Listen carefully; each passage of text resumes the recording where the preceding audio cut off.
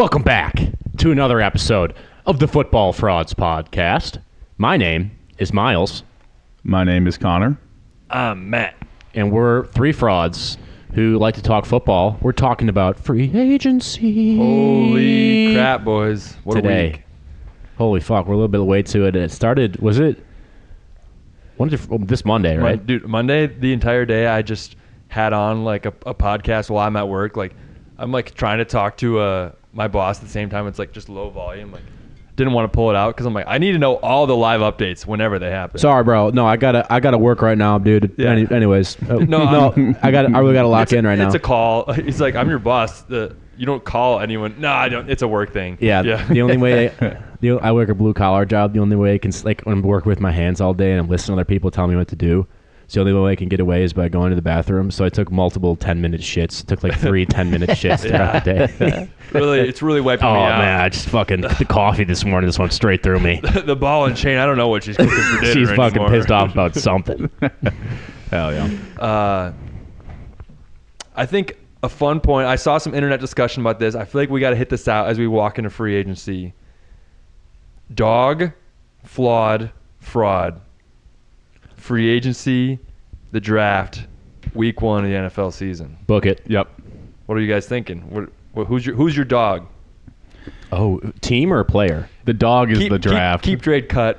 There is Otherwise, no dog, flawed, fraud is the dog. That's how we do it around these parts of the football frauds. So the thing is, there really isn't anything better than the draft. And like, it's crazy to think about how I care way more about the NFL draft than I do the Super Bowl. No question. Literally crazy. Well, the Super Bowl, I would put the Super Bowl below week, like that's 4th out of these, like, because only 2 teams get to play, and oftentimes you don't have a huge rooting interest either way. Yeah, but it's weird because that's the culmination. That is the goal of everything that happens. That is what everyone is striving for. I know, and I think it is super important. Yeah, but it's like everything leads to it. Yeah, like if there was no Super Bowl, you wouldn't have anything else. Exactly. Week 1 of the playoffs is probably above week 2. But honestly, all the other weeks before that might be above the Super Bowl for me. But you know what I'm saying, though? It's like, yeah, it's like at that point we're just agreeing that we just like being teased. Yeah. We just like getting close. Yeah, I like the anytime you have a close game, like usually the conference championship games, the divisional round, like then you're getting more per weekend. Yeah. So I'd put Super Bowl last. Yeah. Which is so weird. And I'd put draft first. It's not about the finish line. I feel like it's because we care more about the building blocks. We care more about the base. Yeah, the Super Bowl's at the top of the pyramid. Without the base, you don't have that. Because we're not fucking casual first take watchers who like think that the best players in the NFL are the people who won the Super Bowl.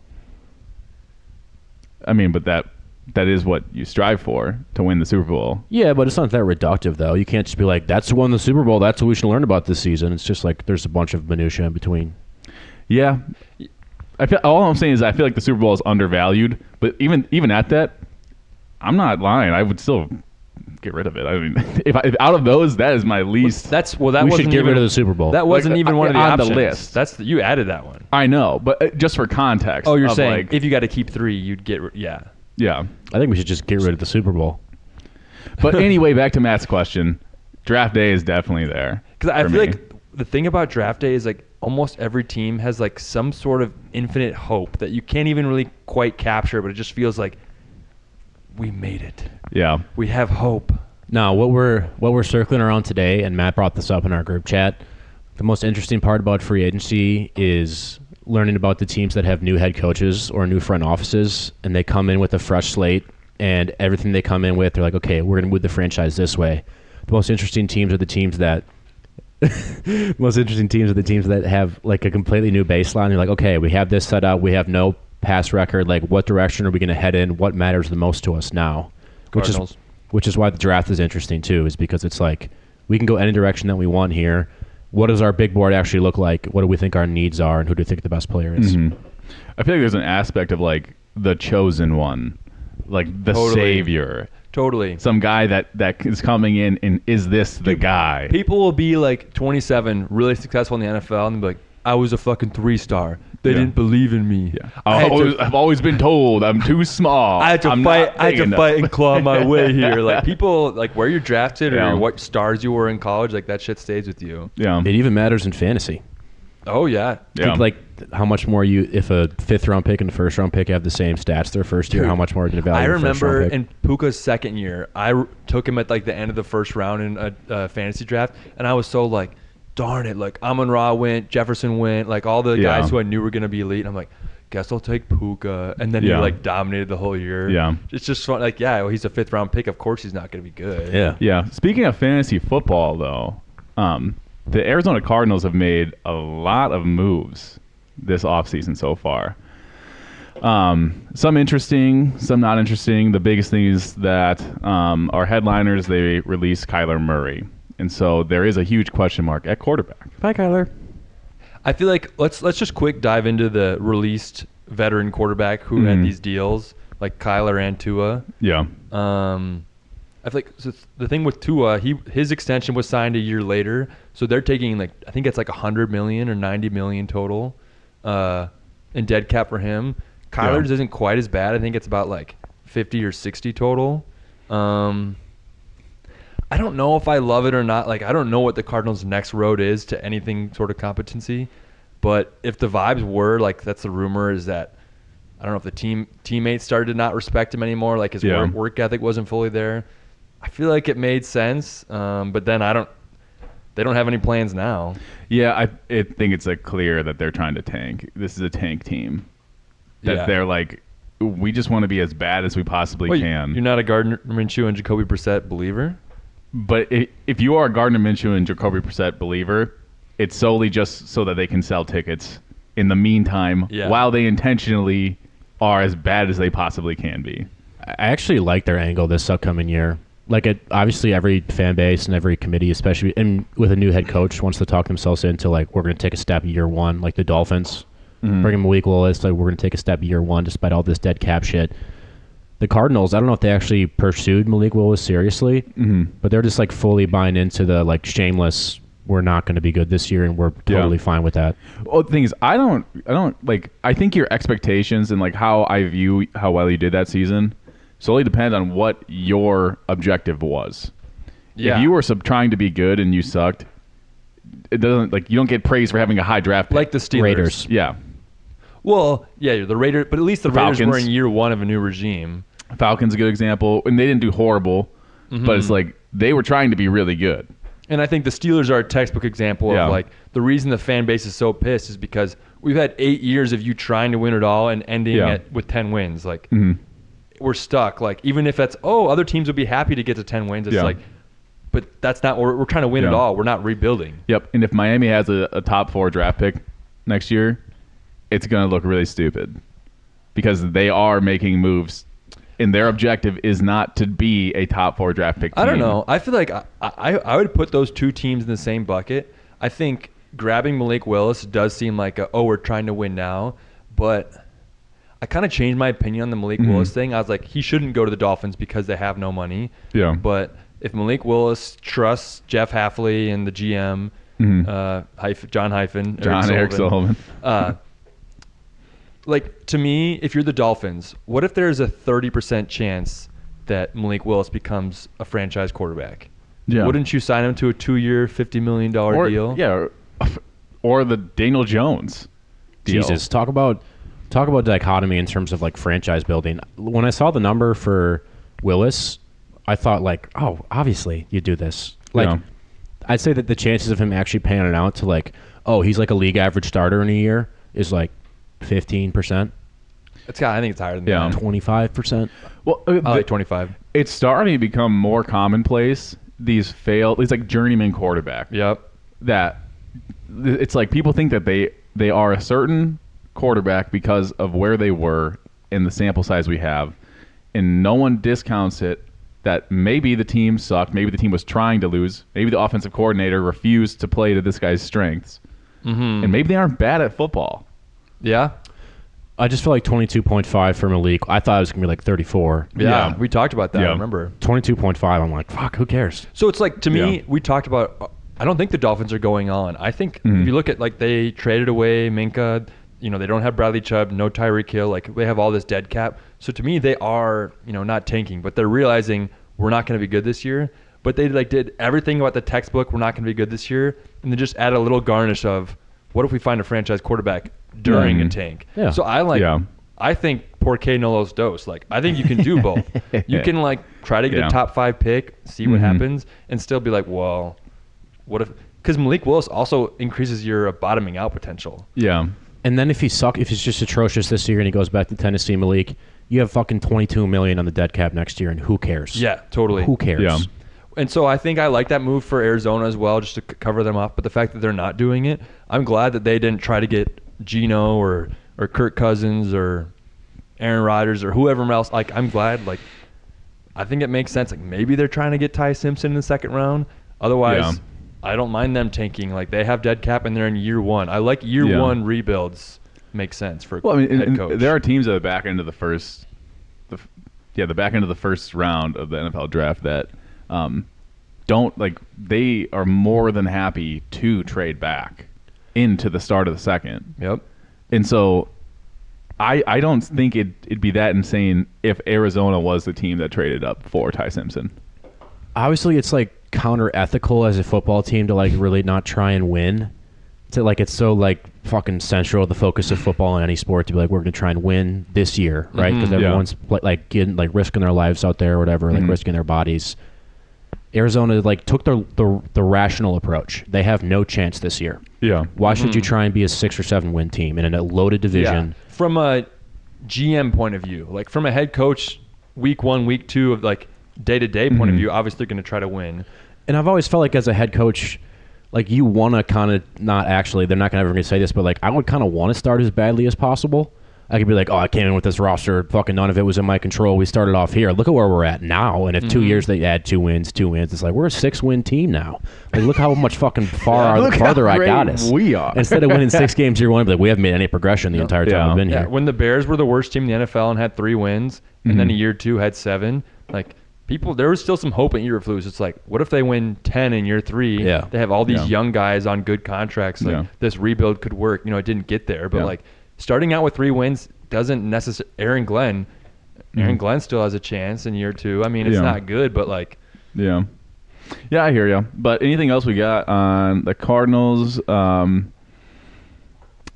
like the Algier signing. Kendrick Bourne's good depth. But they had a lot of depth pieces. Isaac Seumalo is he's an older guard. Good value. Yeah. I think, but moving on, talking about the Dolphins, talking about quarterbacks moving around. We got cheap quarterbacks going to new teams. The Atlanta Falcons. Miles, what are you thinking about Tua going with Kevin Stefanski? Is he the realized version of Dylan Gabriel? I think Kevin Stefanski's type is really funny. I don't even know what it is. Apparently he's the guy who lobbied to take Dylan Gabriel in the 3rd last year. So weird. I'm telling you, he's clear on fraud watch. If you guys weren't against it, he would be fraud for me. I think as an evaluator, confirmed fraud. As a play caller, in my opinion, good. But I just think it's funny how I think he got super scarred by Deshaun. He had those tears with Deshaun where Deshaun's just trying to, like, after the snap, play make, like, create, do anything besides stay in the structure of the offense. And he's like, I don't care fucking what your arm talent is. All I want you to do is process, get to A, B, and C, and just get the ball where I want it to. He doesn't care about anything else. Yeah. I do think, like, I mean, Tua, his arm strength is not the same as, like, anyone. Flacco, or honestly, Stefanski hasn't had really a chance to have any real quarterbacks. I mean, he had Kirk Cousins when he was with the Vikings before he joined. He had Baker. Before he became head coach. Oh, yeah, Baker. That's did pretty well with him until Baker got hurt. Yeah, and then but Baker has a lot of malice in his heart towards Stefanski. Yeah. I still have to figure out exactly why. I think Stefanski's kind of a hard ass, is my understanding of it. It's because Stefanski was like, fuck this dude. I mean, I'll take Deshaun Watson. If you were a guy, like, imagine if you get fired at your job and it's just like, yeah, honestly, like, your performance wasn't good enough, like, and this guy touches women. Like, I'm not sure if my performance was good enough or not, but, like, what the fuck? We're gonna give away like $100 fucking mil. We're gonna trade away all our 1st-round draft picks to pay this sexual assaulter. Like, bro is literally an icon on the map. I can pull up the website. Yeah. It's literally the first thing that comes up. This guy's a fucking asshole. Everyone knows it. Anyway, I think Tua sucks. Period. But end of sentence. I think he sucks, and I like the move. I agree because they're going to get him for nothing. There's no risk here. Yep. It's only upside. I don't like him more than Kirk Cousins, if I'm being 100% honest. And so at that point, I'm like, I mean, yes, he's there for almost nothing. I still think I do. Because what is he, 29 or something like that? But then Kirk Cousins 38. We've watched Tua. We've watched the games and seen Tua literally, like, we're questioning if he's going to die 3 separate times. Yeah, but then he had a whole healthy year since then. And he did jiu-jitsu training. He knows how to fall now. He knows how to fall. Have you actually seen the cut up like of how he got sacked before and after this jiu-jitsu training? It's actually sick. Like, he knows how to fall differently now. That's crazy. You just put someone in a freaking like Brazilian like headlock. Just yeah, someone sacks him. Just does a leg triangle on him. He gets down, he like fucking does river. Tua, stop! Tua, no! The team was like, "What are you doing?" He's like, my training took over. Sorry, guys. I saw red. Tua's 28. Yeah, so I don't think there's untapped potential, but like, if they gave him $20 million a year, I'd be like, oh, that sucks. They're giving him fucking nothing. Yeah, no, there's nothing to lose. He could literally be backup if like maybe Penix gets healthy, his ACL heals quickly, and Stefanski likes what he sees. Yeah, and it's crazy that I really don't like the outlook of the Titans this year. I mean, of the Falcons this year. No. I'm big on Darnell Mooney as a wide receiver too. I think, and also in a compliment to Drake London, I think he fit that role pretty freaking well. He's gone off the team this year, and they replaced him with Jahan Dotson, who hasn't done literally anything for a long time. Zacchaeus.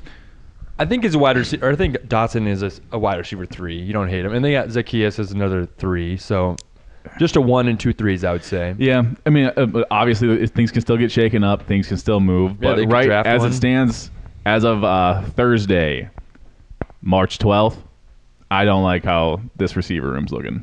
I'd feel much better about them if they had the 12th overall pick. Yeah, right? Oh, I forgot. Yeah, the Falcons are toast. Yeah. Especially if they had tried to lose games down the stretch last year instead of trying to win out of embarrassment. Yeah. Like the 6th pick. In winning those games, you're like, oh, we're trying to build confidence, instill confidence in our rookie, like our young quarterbacks and in our team. And then they're like Kirk Cousins. Yeah, and then it's Kirk Cousins, and now he's gone. Winning 5 in a row. I was actually looking at it. His EPA numbers were worse than Penix's, but they just happened to play better as a team. They won 5 in a row. That was weird. Yeah. I think we really need to dive in now. Get something juicier. None of these rebuilding crappy teams. The Baltimore Ravens, the Maxx Crosby of it all, the entire saga, the big announcement, 2 first-round picks for a 29-year-old edge rusher that's kind of unprecedented. The Baltimore Ravens, their cap was almost maxed out. So how are they going to do this all? And then the Raiders add Tyler Linderbaum, and they add 2 or 3 other decently priced guys, and then boom, monster drop last night. Matt sent it to us in real time, so I don't have like notifications for sports. I just try to have no notifications. Yeah. Matt sent it to us like within a minute of it happening. No, I'm typing a text. The drop down notification happens. I just screenshot the text conversation and send it as I'm still talking. It's like, is today April 1st? Like, what the fuck are we talking about? Crazy. Yeah. And so let's talk about it. Is it cold feet or is it a medical prognosis? Okay. The thing is, we'll never actually know. No. We'll never actually know. The Raiders were very quick were the first ones to hit the punch of Baltimore backed out of the trade. They did not say due to medical reasons or a failed physical. That was a dope They backed out of the trade. Okay? And also, the idea of failing a physical is a false statement because a physical is objective. Subjective. No. Yes, subjective. It's subject to whoever is looking at it. Yeah, okay. It's not like, oh, you have 60-degree mobility in your back. You failed. Mm-hmm. There was no pass-fail. Wrong. You failed. It's just you look at where they're at and you go yes or no. And that's why I'm on team cold feet because you can tell, you can get your doctor's report and be like, doctor, you didn't like what you saw, right? And doctor's like, yep, it looks like he had a meniscus surgery 2 months ago, so you don't like that, right?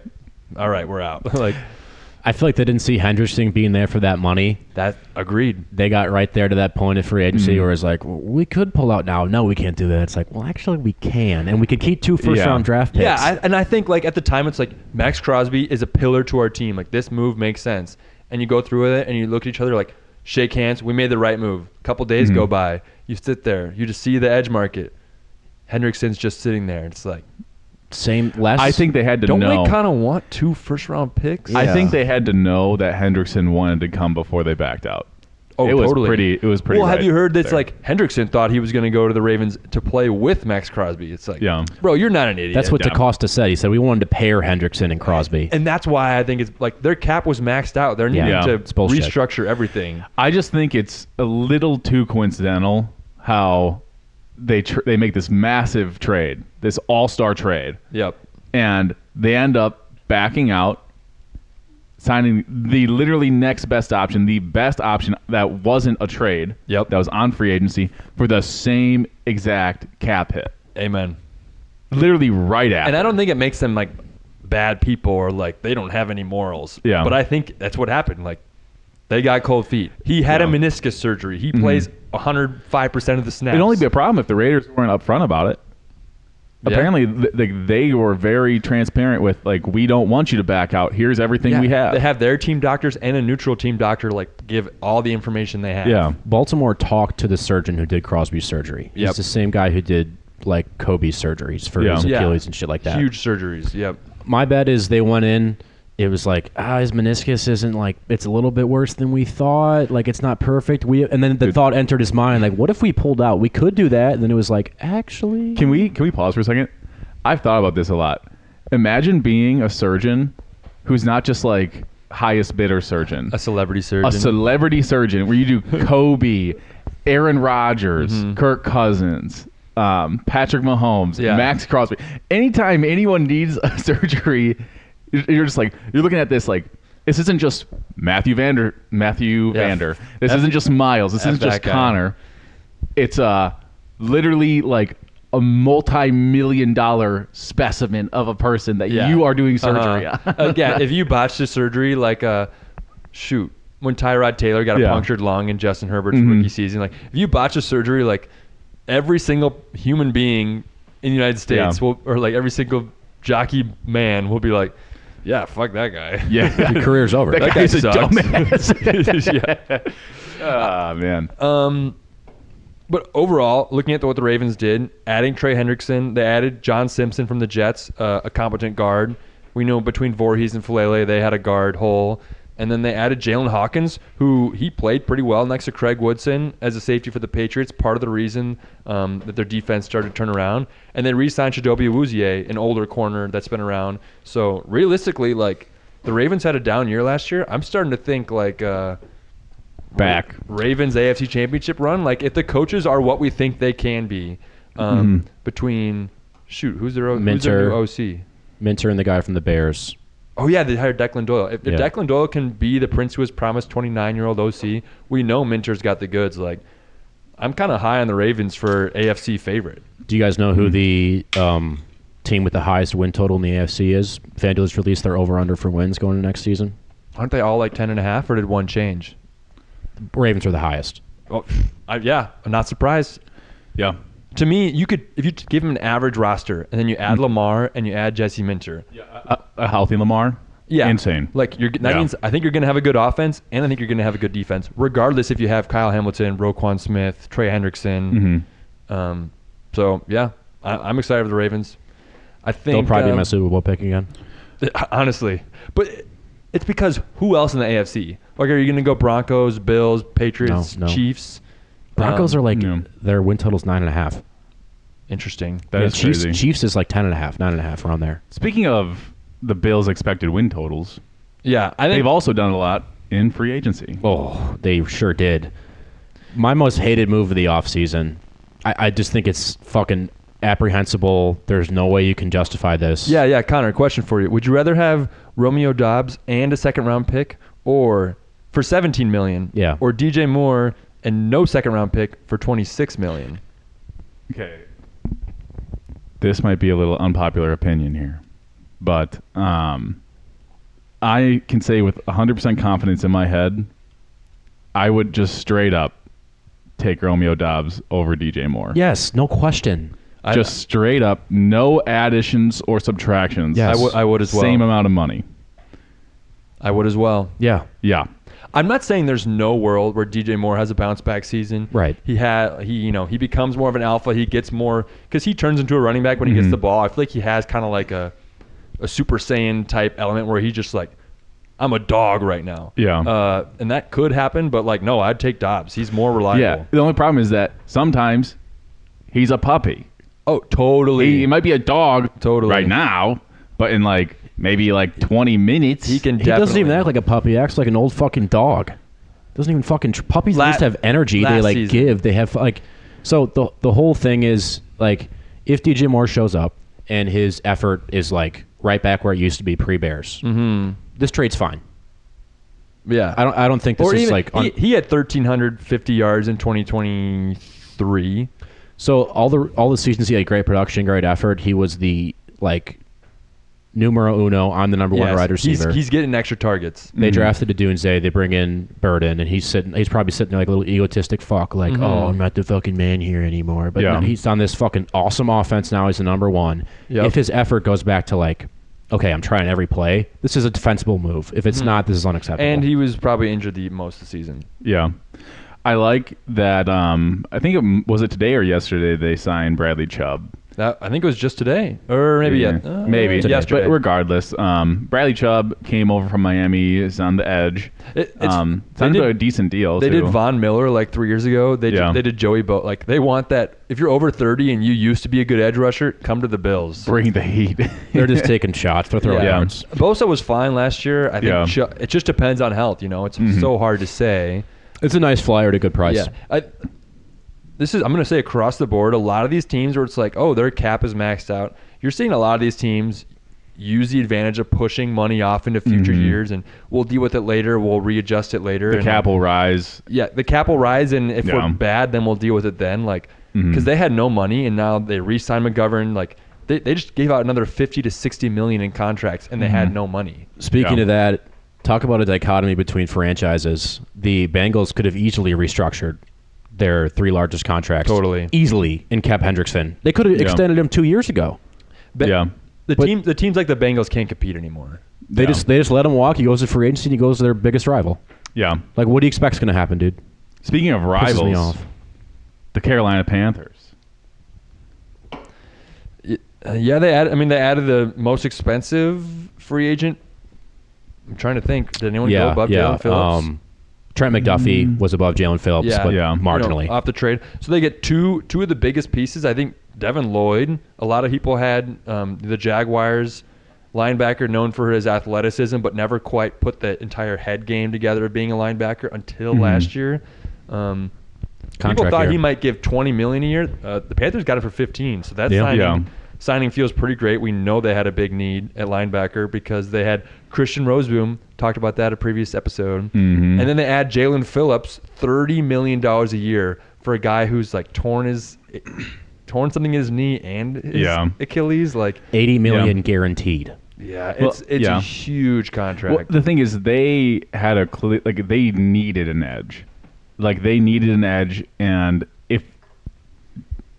I don't think that we should be giving them shit for having one of the best options that can immediately elevate their defense come in. Because if this was just a mid-level guy at an average contract, we'd just look at it as a transaction.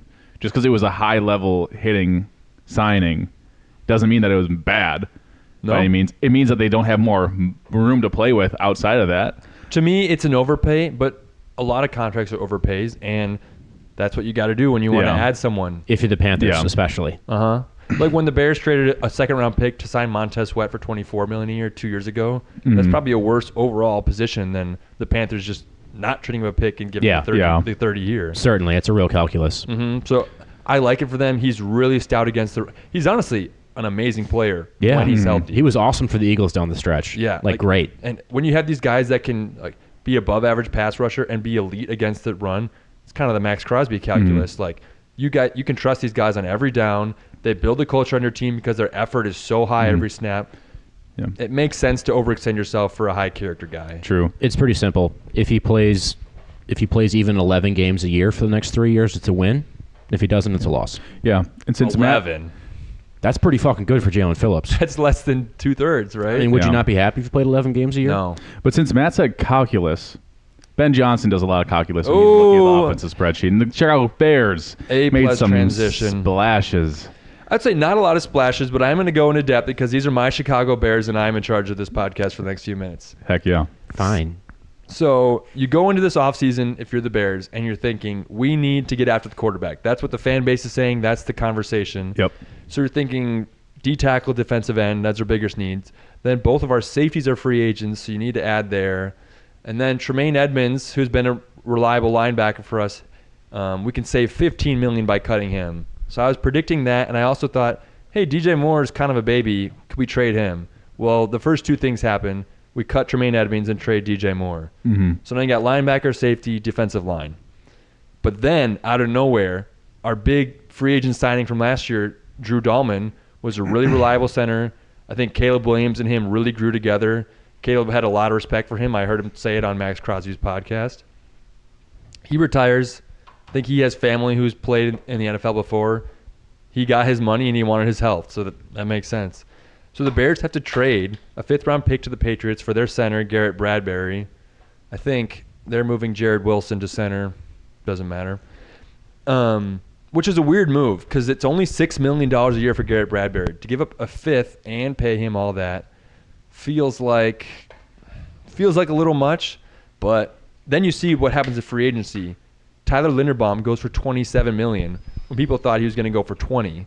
That's crazy. Yeah. Other centers are going for 10, 13. The Packers pay Sean Ryan 11. I mean, Yeah, but I mean, yeah. Sean Ryan, he's just a verse. He might move back to guard, but regardless. he'll probably, I mean, Classic Packers. this year he'll play center for them. Maybe. I honestly don't know. We might draft someone. Who knows? He's playing center for them this year. He's playing center for them this year. He's playing center for them this year. So there's a lot of moving, like, if you're watching the minutia as a Bears fan, there's a lot of moving parts. And then free agency officially opens. We get Kobe Bryant from the Los Angeles Lakers. Just put up an 81-point game. Actually, quick record scratch.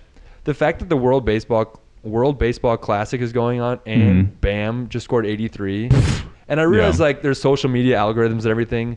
It still feels like free agency people care about way more. Yeah. Of course. It's football like just feels like it's football's king by so far. Dude, I made this joke a year ago. Yeah. I go on YouTube and I see like NBA highlights from this month, the best plays I could watch, and then it's like 40 times for every defensive lineman. I'm like, click. I just watch all fucking 15 minutes of 40 the best times. athletes Like, of all, yeah. Dude, that's so weird. 'Cause last night I was scrolling through and it was like, Ayatollah dead. And it was like, Bam scores 83 points.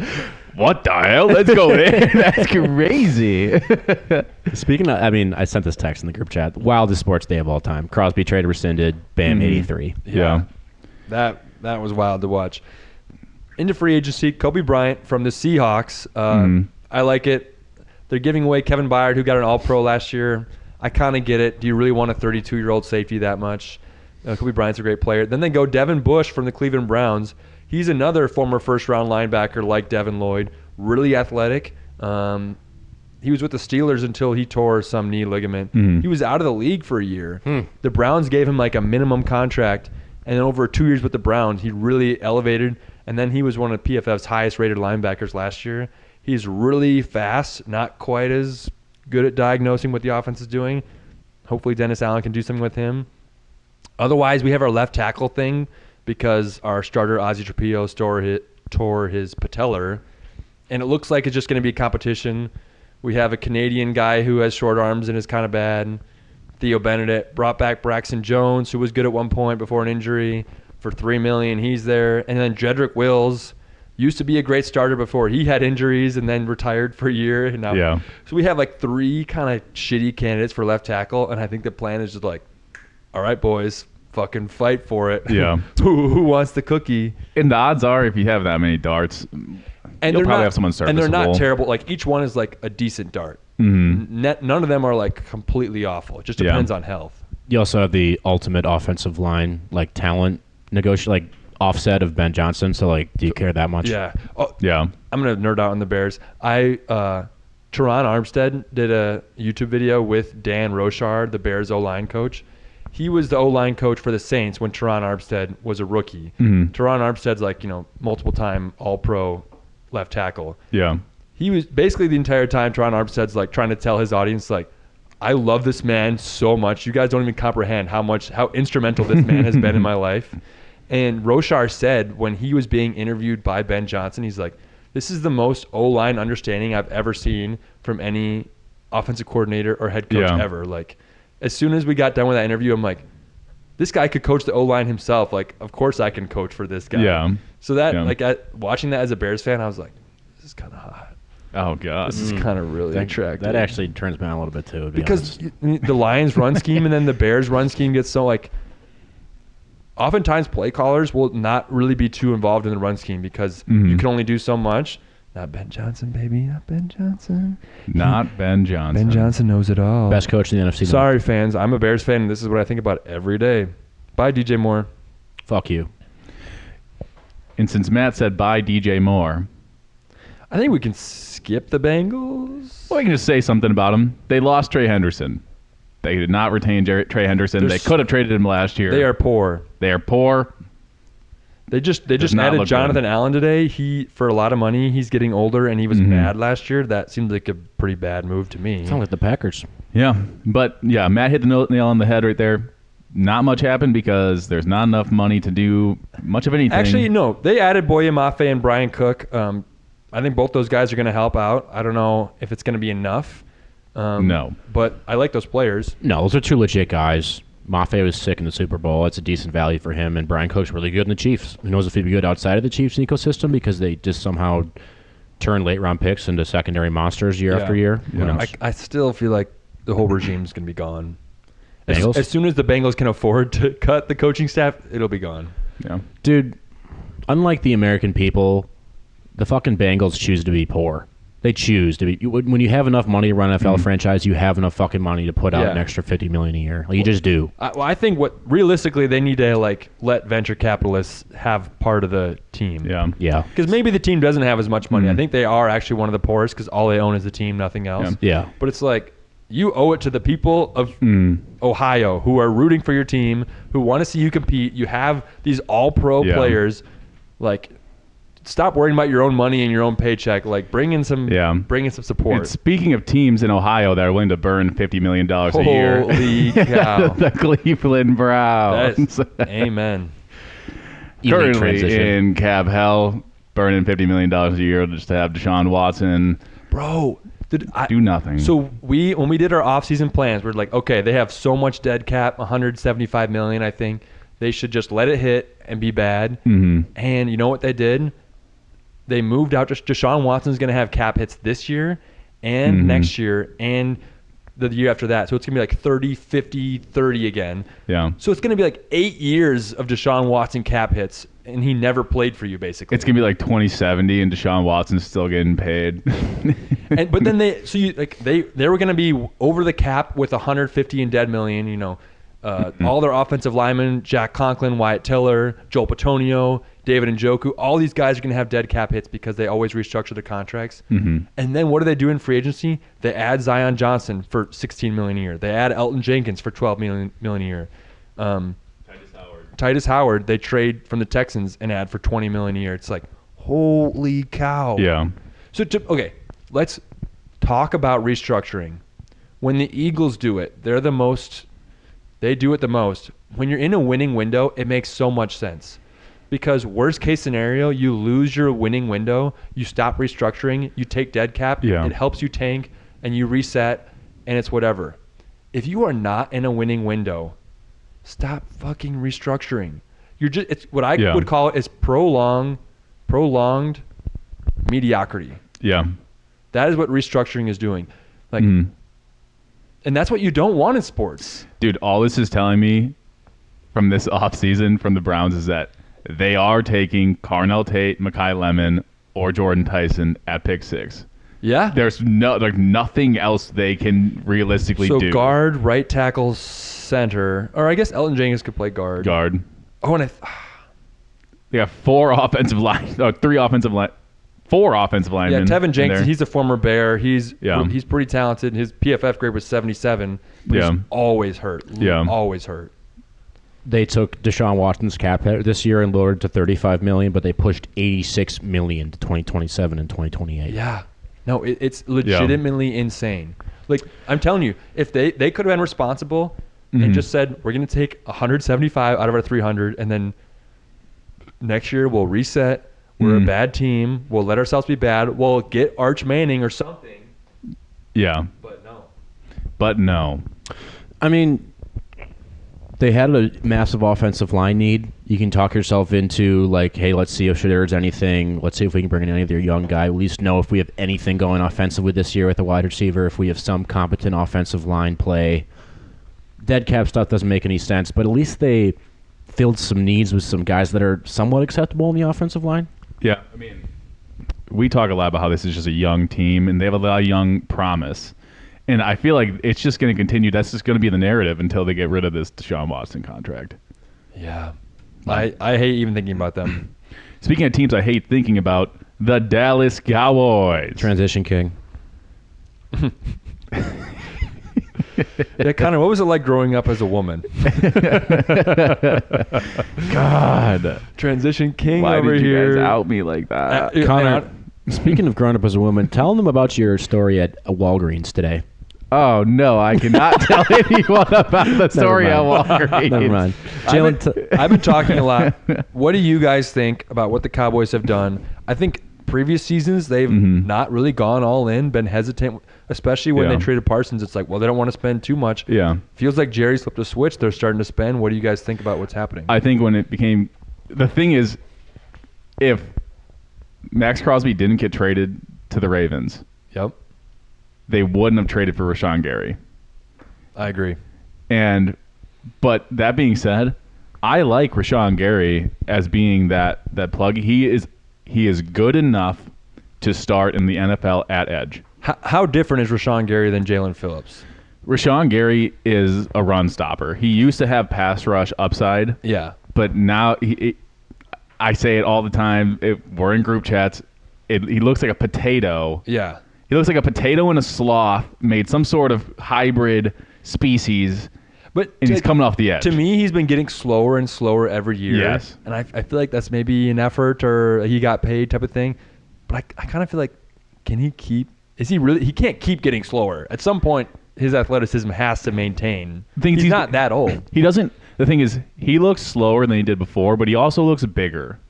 Yeah. And it's very possible that Green Bay asked him, hey, we're getting Micah Parsons, or hey, we have this. We need someone who can stop the run to be in our rundowns. We need you to add 30 pounds. And Rashawn Gary said, yes, coach, anything for the good of the team.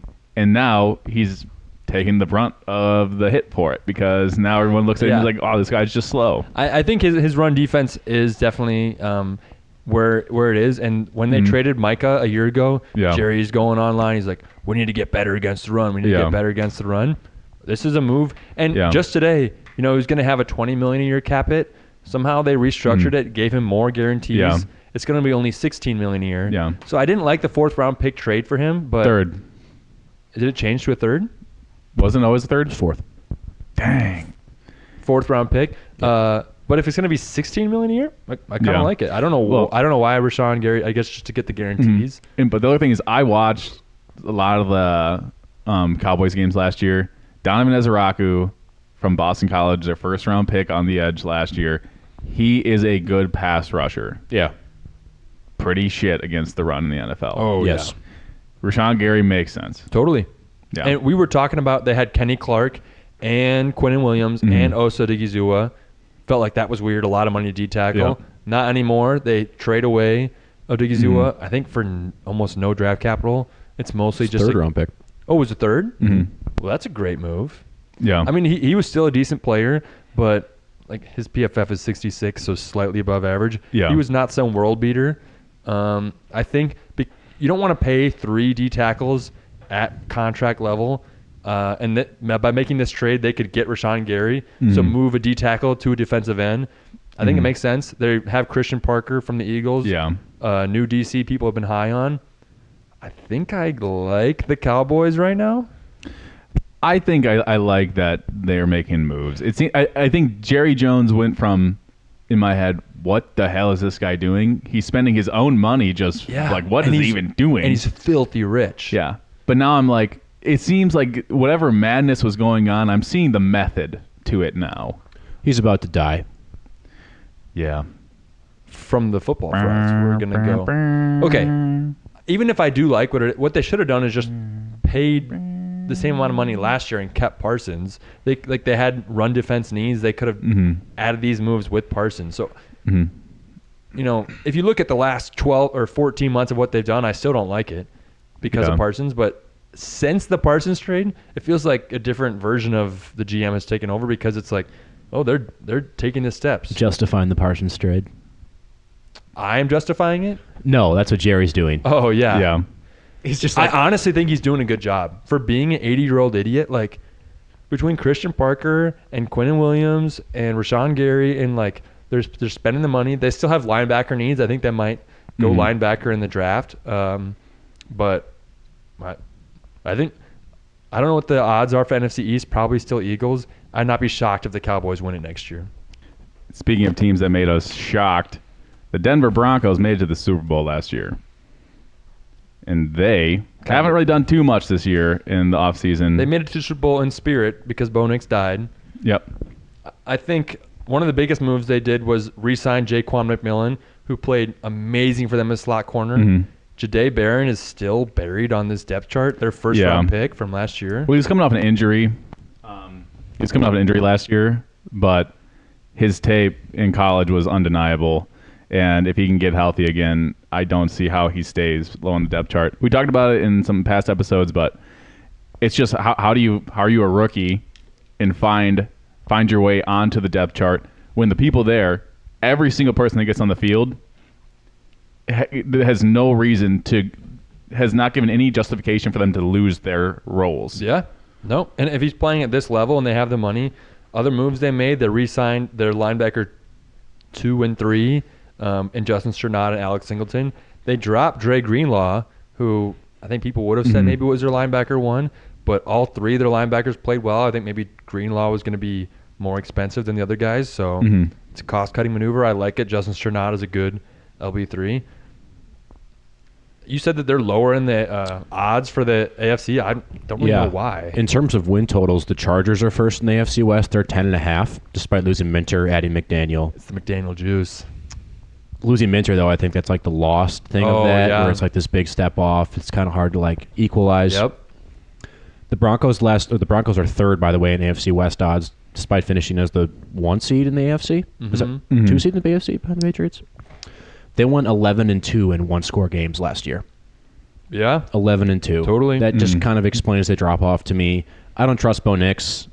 I mean, there's obviously the bullshit with him and Sean Payton this past offseason where he said he wouldn't have drafted him if he knew what his ankle injury history has been. That's smoke. I think that's smoke. Real quote. It's a real quote, but I think it's smoke. I think Payton's just kind of dumb. Or like he was dumb when he said that. He's just an asshole. I don't think he's dumb. Not dumb, but I think he's loose at the podium. I'll say that. Oh. Yeah, he tries to, like, people always say that, like, analysts listen to, and they said they go to the combine, like, everyone shows up to Sean Payton's, like, thing because he's kind of like Trump. He's just up there, like, fucking shooting from the hip. Like, I'm going to say exactly how I feel. He used to be, like, an analyst, so, like, when he gets up there, he thinks about himself as being, like, a sports analyst. And being like, I'm just fucking ripping takes up here. Look at me. I'm ripping takes. I'm having a good time. It's good for the brand. Yeah. Yeah. Let's move on. Think about brands. Detroit Lions have built their brand. Dan Campbell has a brand. Transition Prince. People love Dan Campbell's brand. Yeah. So for me, the signing I liked the most was Pacheco. I think that $2 million. $2 million for Pacheco is a steal. And wow, you're getting essentially just a discount version of your all-pro running back in Jahmyr Gibbs. And they had that two-headed horse with Ben Johnson. They had David Montgomery and Jahmyr Gibbs. And it seemed like last year it didn't really work. No, it's two heads, Matt. That's what the horse sounded like. All right. But it seemed like this is more of just an insurance for Yeah, just someone. Jahmyr Gibbs. And it made sense to me. I mean, the signing of Cade Mays was big too, but other than that, it's not much really has happened with the Detroit Lions. Not much really needed to happen outside of their coaching staff figuring out what to do with their players. But Yeah, I was going to try not to talk because I've been talking a lot, but I do have something to present. presented. The amazing Detroit Lions offensive line of old, the one that your grandparents told stories about in 2023, with All-Pro Taylor Decker, All-Pro Frank Ragnow, Pro Bowl Kevin Zeitler, and All-Pro Penei Sewell. The offensive line that lit up the league. Yep. There's only one guy left. Oh, man. Miles, what do you think about what's happened with the Lions' offensive line the last few years? Their identity was downhill run team, win over and over again, play action.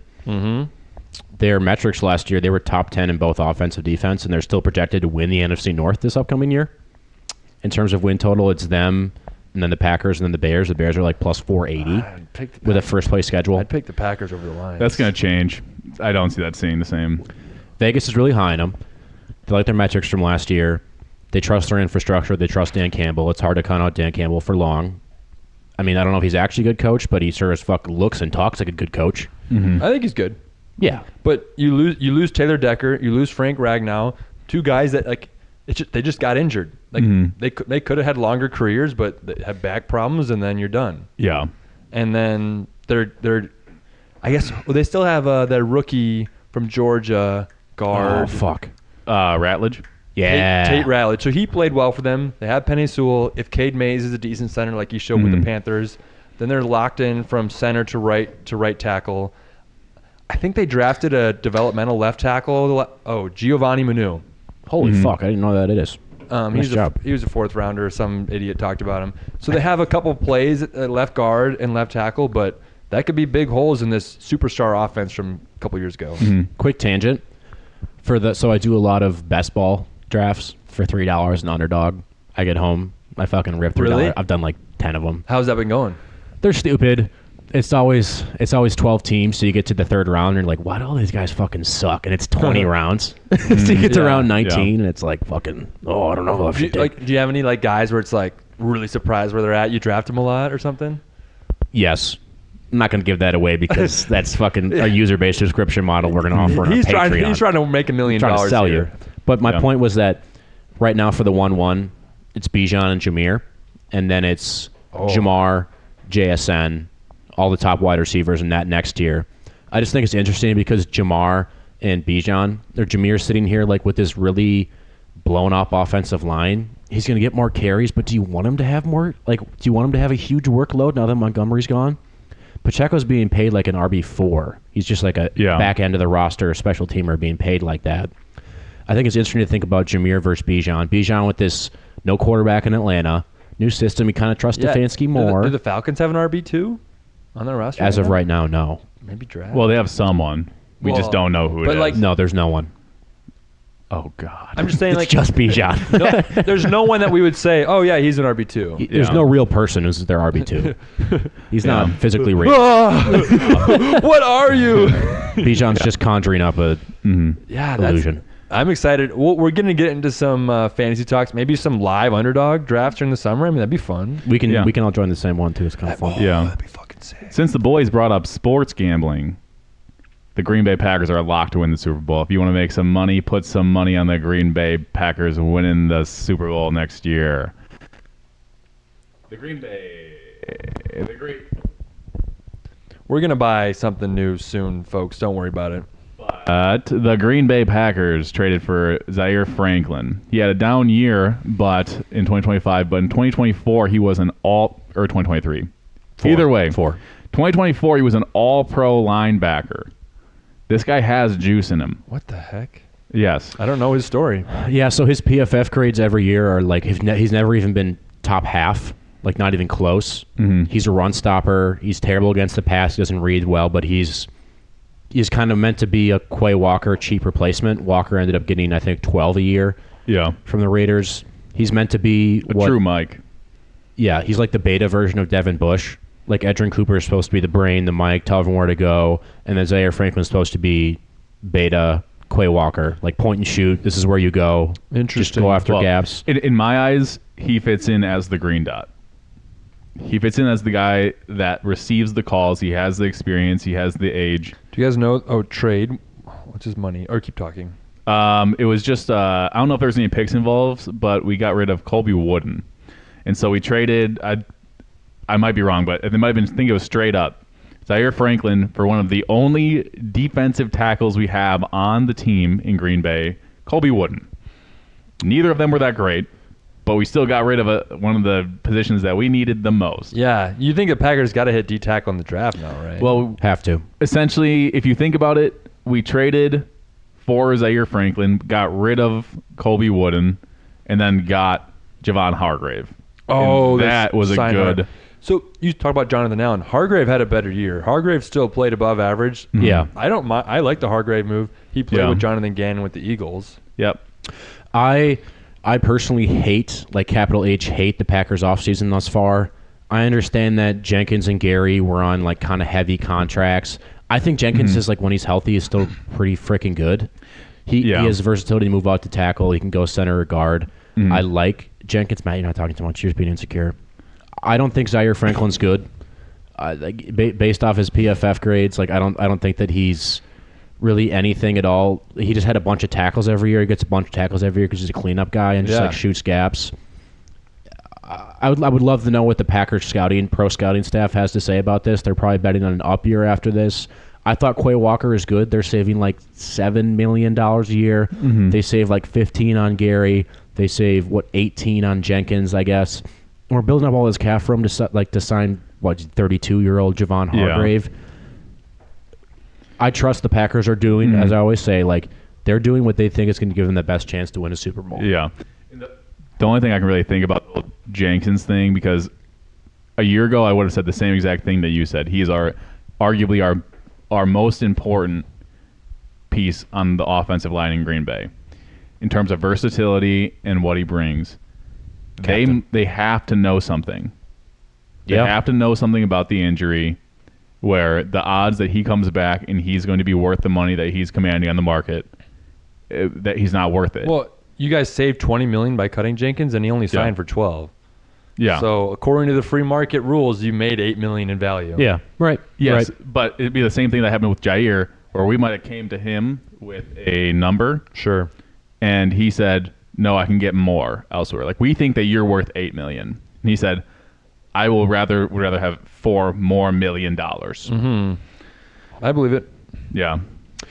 I don't like it. It seems like a big step back to me. We lost a lot of talent. Hobbs wasn't great for us last year, but he was a body who was, I thought, decent. He played in the slot a lot. I've always liked Gary. He was like terrible down the stretch last year.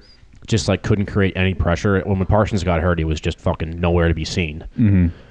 I guess we're going to count on Van Ness. I guess that we'll just try and build through, like, we spent all these first and second round draft picks. Belton last year in the second, the year before Jordan Morgan in the first. There's a reason we invested all this capital and then paid fucking the Aaron Banks contract for $17 million just makes me mad. But you could have kept Jenkins with that. I know, but that's the moves they made. Obviously, they have a much better feel for their franchise than I do. My first gut reaction is, I don't like it, but I'll trust the Packers. Yeah. Since Miles said mad, Will Anderson is a mad human being when he's on the football field. So true. So true. Savage. He wasn't moved this offseason, but the Texans made some moves. They have a good list of players that they have acquired this offseason. They let Joe Mixon walk, Titus Howard walk, and had some pretty big signings, I think. Nothing that was really groundbreaking, but everything that really kind of shored up a lot of their they keep holes. just experimenting on this offensive line. Yeah. Shindig, powwow, power hour. I don't know what's happening the last few years with their offensive line. It's just like everything and nothing and like question mark. Let's trade away our best offensive linemen each year. So yeah, Titus Howard. Laramie was a 2 and a 4. So I mean, I kind of get it. Yeah. Howard, what they got Yeah. a fifth? Yep. Weird. Yeah. They traded for David Montgomery. I think that I don't know where he's going to fit in to their running back room even. Let's just do a quick conversation. I like it. I think he might end up being. He'll take a lot of snaps for them as a grinder over Woody Marks. Woody Marks is more of a pass catching lighter guy. But why trade for Montgomery to give him $6 million a year? Totally. When Algier signed with the Falcons for $6 million. Exactly. I feel like Algier would rather go to the Texans over the Falcons because there's more opportunity the Cardinals. And he fits their type of like downhill power. Yeah, so it just seems like why trade for a position that you could find in free agency? Dowdle 2 for 12, Gainwell 2 for 14. It was an overpay. Period. End of sentence. Will end up working. He fits their system well. They want to run downhill. I just think they're indexing, despite having terrible offensive lines, they keep convincing themselves that we'll trade away our best player and we'll like, I'll do the GM Casario, like I'll take the further step back and like galaxy brain this and we'll figure it out offensive line wise. They don't have the coordinator to be able to do that, and I think they're going to probably fucking suck. They don't have Kubiak like the Seahawks did last year in Zabel. They're going to have a first-round pick, but it's not as high as Zabel was. They'll probably get Pregnon from Oregon, and I just don't trust it at all. I think they're going to be bad again offensively. But they have Ed Ingram. He was like, I think he's a super athlete from his combine. He was with the Vikings, did nothing for 3 years. He finally had his best year last year. He had 74 PFF. Other guys were lower on that. But re-sign him, so he's a guard. Yeah. Braden Smith, he was the Colts' right tackle, part of their good offensive line. They signed him for below what a lot of projections saw. So he's guard tackle versatility. Not sure where he's going to be. He might play right tackle, stay in the same spot. So that's guard tackle. And then they also re-signed Trent Brown. He was there last year. 69 PFF, so that's pretty good. So I think So they Trent Brown right tackle, Ed Ingram left guard, Braden Smith right guard, and then if they get left tackle in the draft, like I think they're stupid. But offensive line is a weak link unit. If they can close this out by the end of the year, I think it might be better than what it was.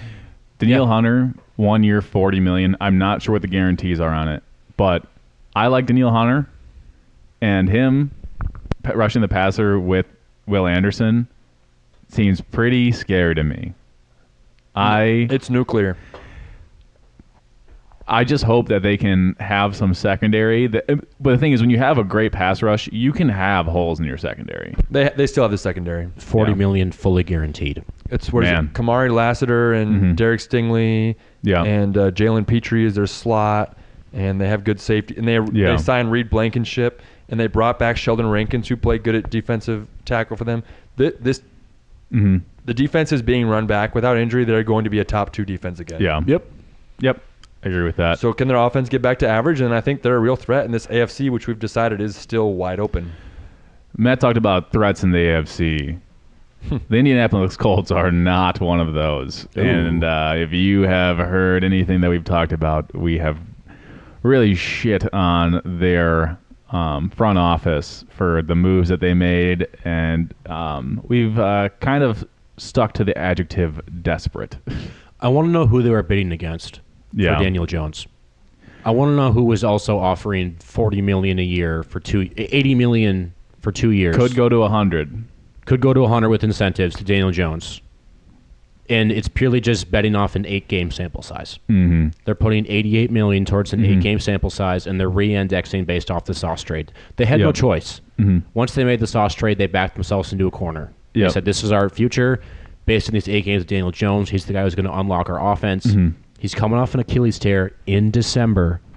They have no other quarterback planned out right now. They're going to come off Daniel Jones off 8 months off Anthony Richardson. Richardson requested a trade, to be fair. They have the guy from Notre Dame. Riley Leonard. Got him in fantasy. It's going to be kind of sick. Week 1 through 4, whatever. Oh, gosh. I like the fact that they let Pittman go. I think that for a team that wasn't there, you don't need a star-studded wide receiver room. And if you have someone who's aging and has value right now, and you just have to take inventory on what your window is, to be real with yourself, you risked it for the biscuit, and the biscuit is nowhere in sight. And it doesn't time make to sense reevaluate. for a team to have Pittman, Downs, and Tyler Warren. Mm-hmm. The skill sets are too interchangeable. Like Yeah. it's too much money and draft cap allocation, whatever, Mhm. to similar skill sets. Yeah. And Pierce is different. to me, it made sense because they looked at Pierce's age, and they said, for his skill set and what our window is, you're worth the money. Yeah. Pittman is not. I think Pierce had like 50 catches last year. If he can, if he can get 70, if he can become Mike Evans of the last 4 years, not peak Mike Evans, but like Yeah. twilight year Mike Evans, where you trust him to be a downfield threat, and he's getting maybe 70 catches a year, not 100 like the elite guys, but he's downfield. I think it's a win. I think it's a win for them.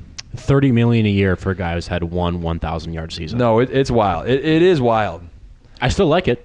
But Yeah. you're paying Pittman 24 or something. And Yeah. how valuable is Pittman to your team? They had to Very move true. Pittman. Very true.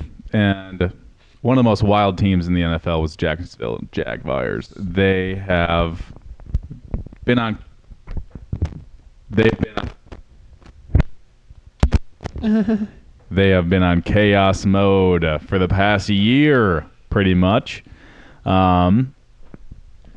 Outside of this free agency, they really haven't done jack squat. And moving on, they have the same team. Holy shit, guys! This is getting really jank here.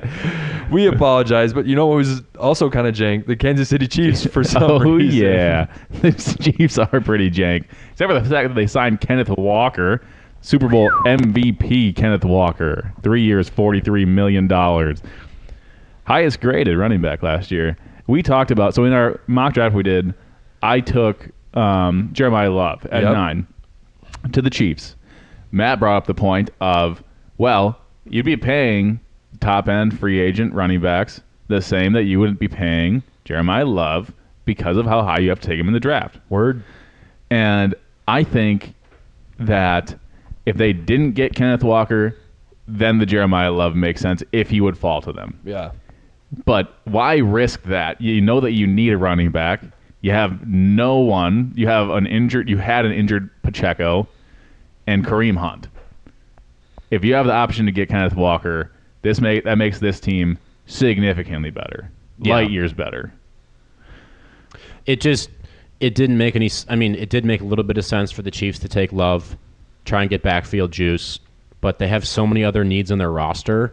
If you're going to index around being a Super Bowl contender, you kind of have to hit on an edge or a wide receiver or a corner in the first round in order to be like, okay, we're going to build around corner. We'll get like this guy at a great value. Chris Jones is getting older. Chris Jones is quickly, I mean, his effort fell off last year. That was part of the Super Bowl formula, is like just a guy that can light it up in the playoffs. Yeah. They're starting to lose that on their defense. Yeah. Really commonly mocked to them is Caleb Banks, the defensive tackle from Florida in the first round that apparently they want more defensive interior juice. Did you guys see the news on him? What was it? He broke a bone in his foot the day before the combine. Oh. Didn't realize it until a few days after. So he didn't test as well as he thought because there's some pain. Still tested well.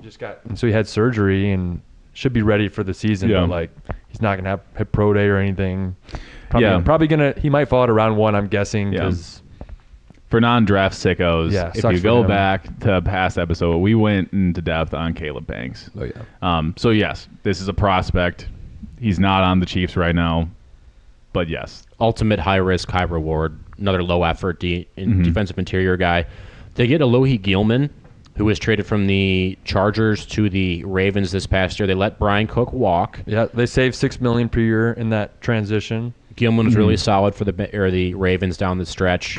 I just trust Spags, their defensive coordinator, Steve Spagnuolo, his ability to pull together secondary talent and just figure it out. And my fuck are they betting on his ability to figure out secondary talent. Both their corners, Jaelan Watson and Trent McDuffie, walked to the Rams, and they're just betting on Spags is going to figure it out, give us, hopefully, I think they're betting on them giving them like the 18th best defense they'd probably be happy with this upcoming year. Yeah. 20th best defense. To Spags' credit, they had a 4th-round pick, Noel Williams, this past year, who graded out really well. It's like, how does he keep doing it? So they have at least one spot on corner, outside corner, where it's like, okay, we trust a guy, but weird. Yeah, so the Chiefs, they looked at some of their best players on defense, and they said, we're going to trade them. And they received compensation for that. The Las Vegas Raiders. Do we want to just quick touch on the McDuffie trade? Ooh, do it. Didn't you already talk about? I didn't go into depth on it. I just talked about how they let McDuffie and Watson walk. All right, rewind a little bit. McDuffie first, what was it, 3rd and 5th for that. The Rams make him the highest paid corner in the NFL. They give him $30 million plus a year, make him pay more than Sauce and PS2. Obviously, with salary cap inflation, it's not that huge of an overpay. Early in his career, he was considered like a slot, but we kind of came to the consensus, I think, last episode that we feel like this is a good move for the Rams and the Chiefs. Oh, it's a win-win. Win-win without a doubt. If you're the Chiefs, though, they're just like, they keep indexing that they can let elite secondary talent walk and just be able to figure it out. This feels like a clear signal that we're not all about winning the next 2 years. We're trying to do like the Brady thing where the Pats won 3 Super Bowls with Brady in his first 6 or 7 seasons or whatever. They reset, Brady tore his ACL, and then they brought back for a second dynasty with Mahomes. Mahomes wins 3 Super Bowls. They're in kind of like the reset version here. If you're the Chiefs, would you have taken the same move of being like, we don't have it right now. We're not good enough to be a Super Bowl contender. Let's send away McDuffie, get picks, and just like index our ability to just hit on late round draft picks in the secondary and then just rebuild? I don't think that's the right way to look at it. I wouldn't compare it more to the Brady reset. I'd compare it more to the Packers' mindset on Rodgers, where the Packers said, Aaron Rodgers is our window. To the Chiefs, Patrick Mahomes is their window. Yeah.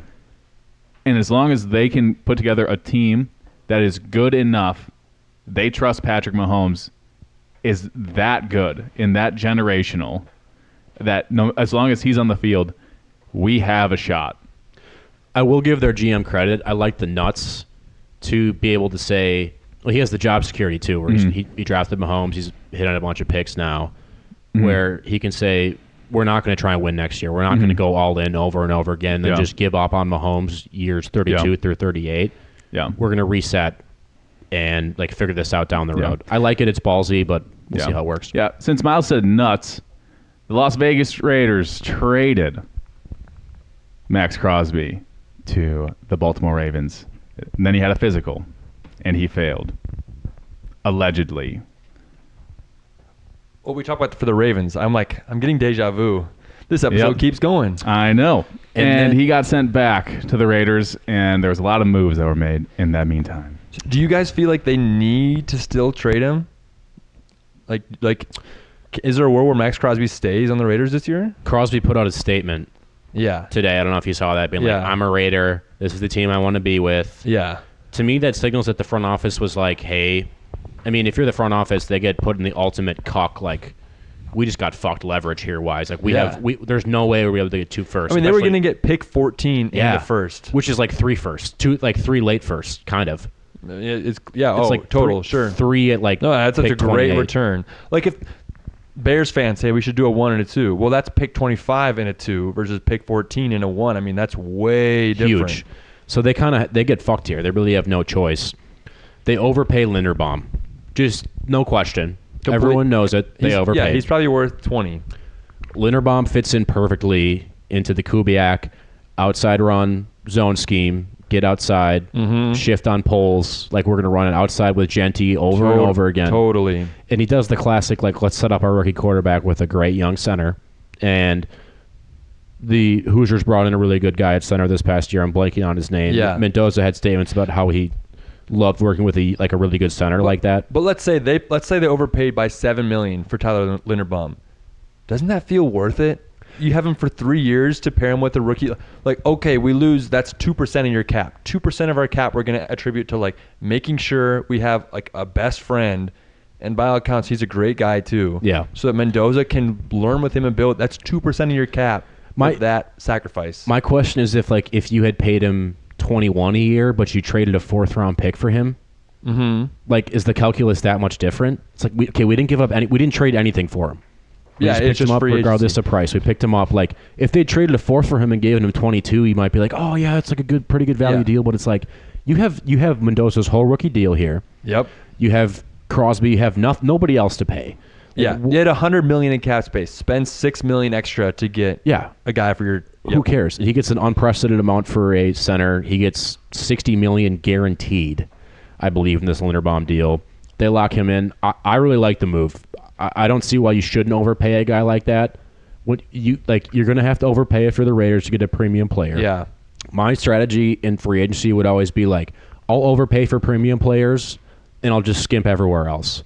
Like, if it costs me an extra $4 or $5 million a year, whatever, 0.5% of my cap in order to get the premium player, I'll just do it. Yeah. Because they're so hard to find, and if you don't have to trade anything for them, who cares if you're the Raiders? Like, we don't have to pay anyone else. Let's just spend $5 million a year extra than he's worth. We get a good building block, and he fits Kubiak's scheme perfectly. I think that goes into how good do you want to be this next year? No. Yeah. I think you focus on the importance of shoring up your offensive line, making sure that your rookie quarterback is set. But no one in that organization is like, we're winning the Super Bowl next year. We're building. Yeah.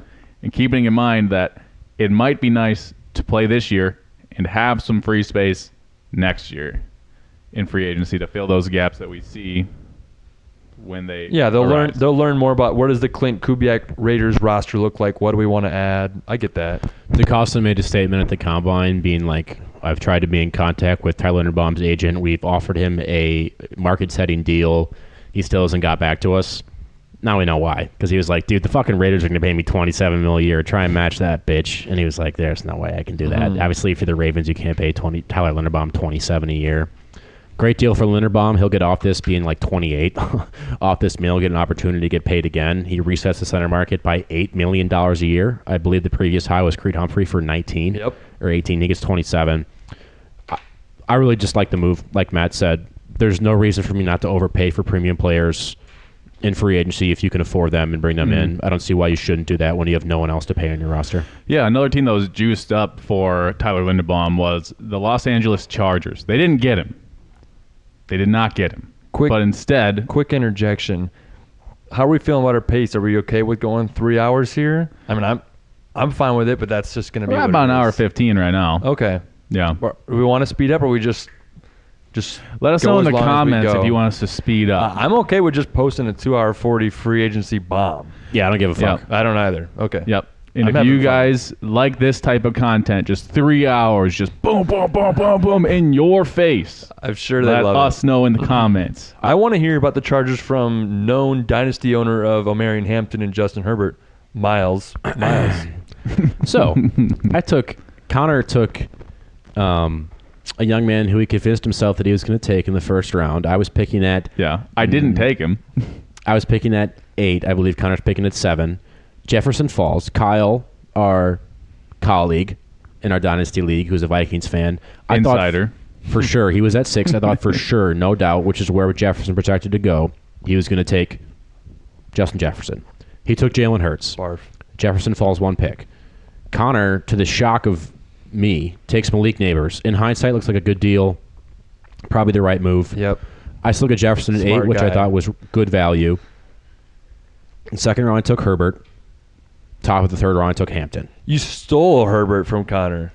Connor made it known to all, and you stole it. Connor's like, in I shouldn't have blood. It's so disrespectful, by the way. Connor goes, I shouldn't have even fucking mentioned to Miles that I was going to take Justin Herbert in the second round. I was like, thief. Do you think that would fucking enter the calculus in my head of who I should? Oh, Connor's going to take him. He's smart. That's who I should take. I'm a fucking idiot. You did it just to mess with Herbert. You monster. I wish I had receipts. I have no receipts. Anyways, I take Herbert. I take Hampton. Who now looks like the best asset from that class as a running back. I think Genty, post-Linderbaum trade, post-Mendoza looks a lot better. At the end of the season, you would have said Hampton's the top asset. He was really great on grades this past year. They bring in McDaniel, which is the fucking 11 out of 10. Ooh. Just like the running game savant. He was the running game coordinator for Kyle Shanahan and the Niners. He went to the Dolphins, lit it up with Etienne. By the way, McDaniel with the Dolphins with very limited weapons. Not weapons, but very limited O-line. Yeah. Tyreek is first year. He's doing this with Tua, who is, as we know now, nothing. Tua puts up elite numbers, like leads the league in EPA. Yep. Leads the league in all his big stats his first few years. Falls off, even despite Tua being like the 32nd worst best quarterback in the NFL last year. The Dolphins produced at a pretty goddamn good level, given just having Waddle and He's a Etienne. great schemer. He just drops in here to this situation again with the Chargers with a limited offensive line. They bring in Tyler Biadasz from the Commanders, who's a very solid, probably 14th best center in the NFL. That's a great, considering Linderbaum's getting 27, you could pay Biadasz 14 or 15. 10 is great. Easy. McDaniel gets dropped in here, just a fucking godsend from the heavens. I don't know how much I want that because I'm kind of trying to tank, but I have Herbert and Hampton this upcoming year. Hopefully McDaniel's there for 2 years, and I'm just feeling fucking awesome about this setup. I like that. They bring in Cole Strange, who was originally drafted in the first round, a massive overpay by the Patriots a few years ago. They're resetting all these pieces on offense, and they're sitting here at the back end of the first round. Their main targets reportedly are going to be defensive interior, which there's quite a bit of depth at the back end of the first round, as well as at guard. I'm hoping they go guard. McDaniel kind of favors like agile guys with quick feet. Yep. We'll see if that comes together, but my God, if Hampton can stay healthy, I might be too good to tank this upcoming year. Too good to tank. No, are you? I think Hampton's going to be a top 5 back if he stays healthy. They signed Charlie Kohler and Alec Ingold. Hampton's the RB8 right now in best ball. Yeah, The Ingold signing, I really liked that. It was clear that was a McDaniel guy. Yeah. McDaniel said, if my offense is going to work the way I want it to, I need someone that can fill this role. And right now, this is the best guy that can do it, and I know he can do it. And Cole Strange is also from the Dolphins last year. McDaniel brings him on, knows that he can work in the system. They're bringing Keaton Mitchell on a quick deal. Mitchell makes me... I'm also Kamani Vidal order, whatever. I think that's a great signing for a Hampton owner. Yeah. Because it's like they're not going to draft an RB2. Keaton Mitchell is not a threat, but he's just he's trustworthy. So now like you know that Hampton's going to be RB1, and you have these like RB3 types behind him. Yeah. The Chargers, like I said, are projected to become in first in the AFC West this past year. I think people are underestimating the Jesse Minter exit. They're sitting here with this defense without a lot of talent. They lose Odafe Owe, who they traded for from the Ravens to the Commanders. Yep.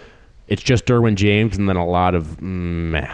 Like they're not working with a lot on defense. And Khalil Mack and Max, an elite run defender at this their age. linebacker, I forget what his freaking name is. Doesn't have much pass rusher juice coming off the edge. No. And Deion Henley is their elite linebacker Henley. in the middle, who's a young prospect who grades kind of poorly every year, but everyone in the league thinks is I know. a dog. It's one of those things like Devin Bush is the opposite. I think we should move on to the Rams now. I think we can kind of touch on the Rams. You might already know what's going on. They got both corners from the Chiefs. They traded a lot for Trent McDuffie. He's a freaking baller. They signed Jaelan Watson, and they re-signed Cam Curl, a safety for them. So they are saying, let's restructure everyone. Let's spend a lot of money, and let's open up a 1-year window, maybe a 2-year window, and let's win before Matt Stafford retires. This is a separate pod post-draft, but I'd like us to spend an episode ranking who we thought what GM did the best job over the offseason.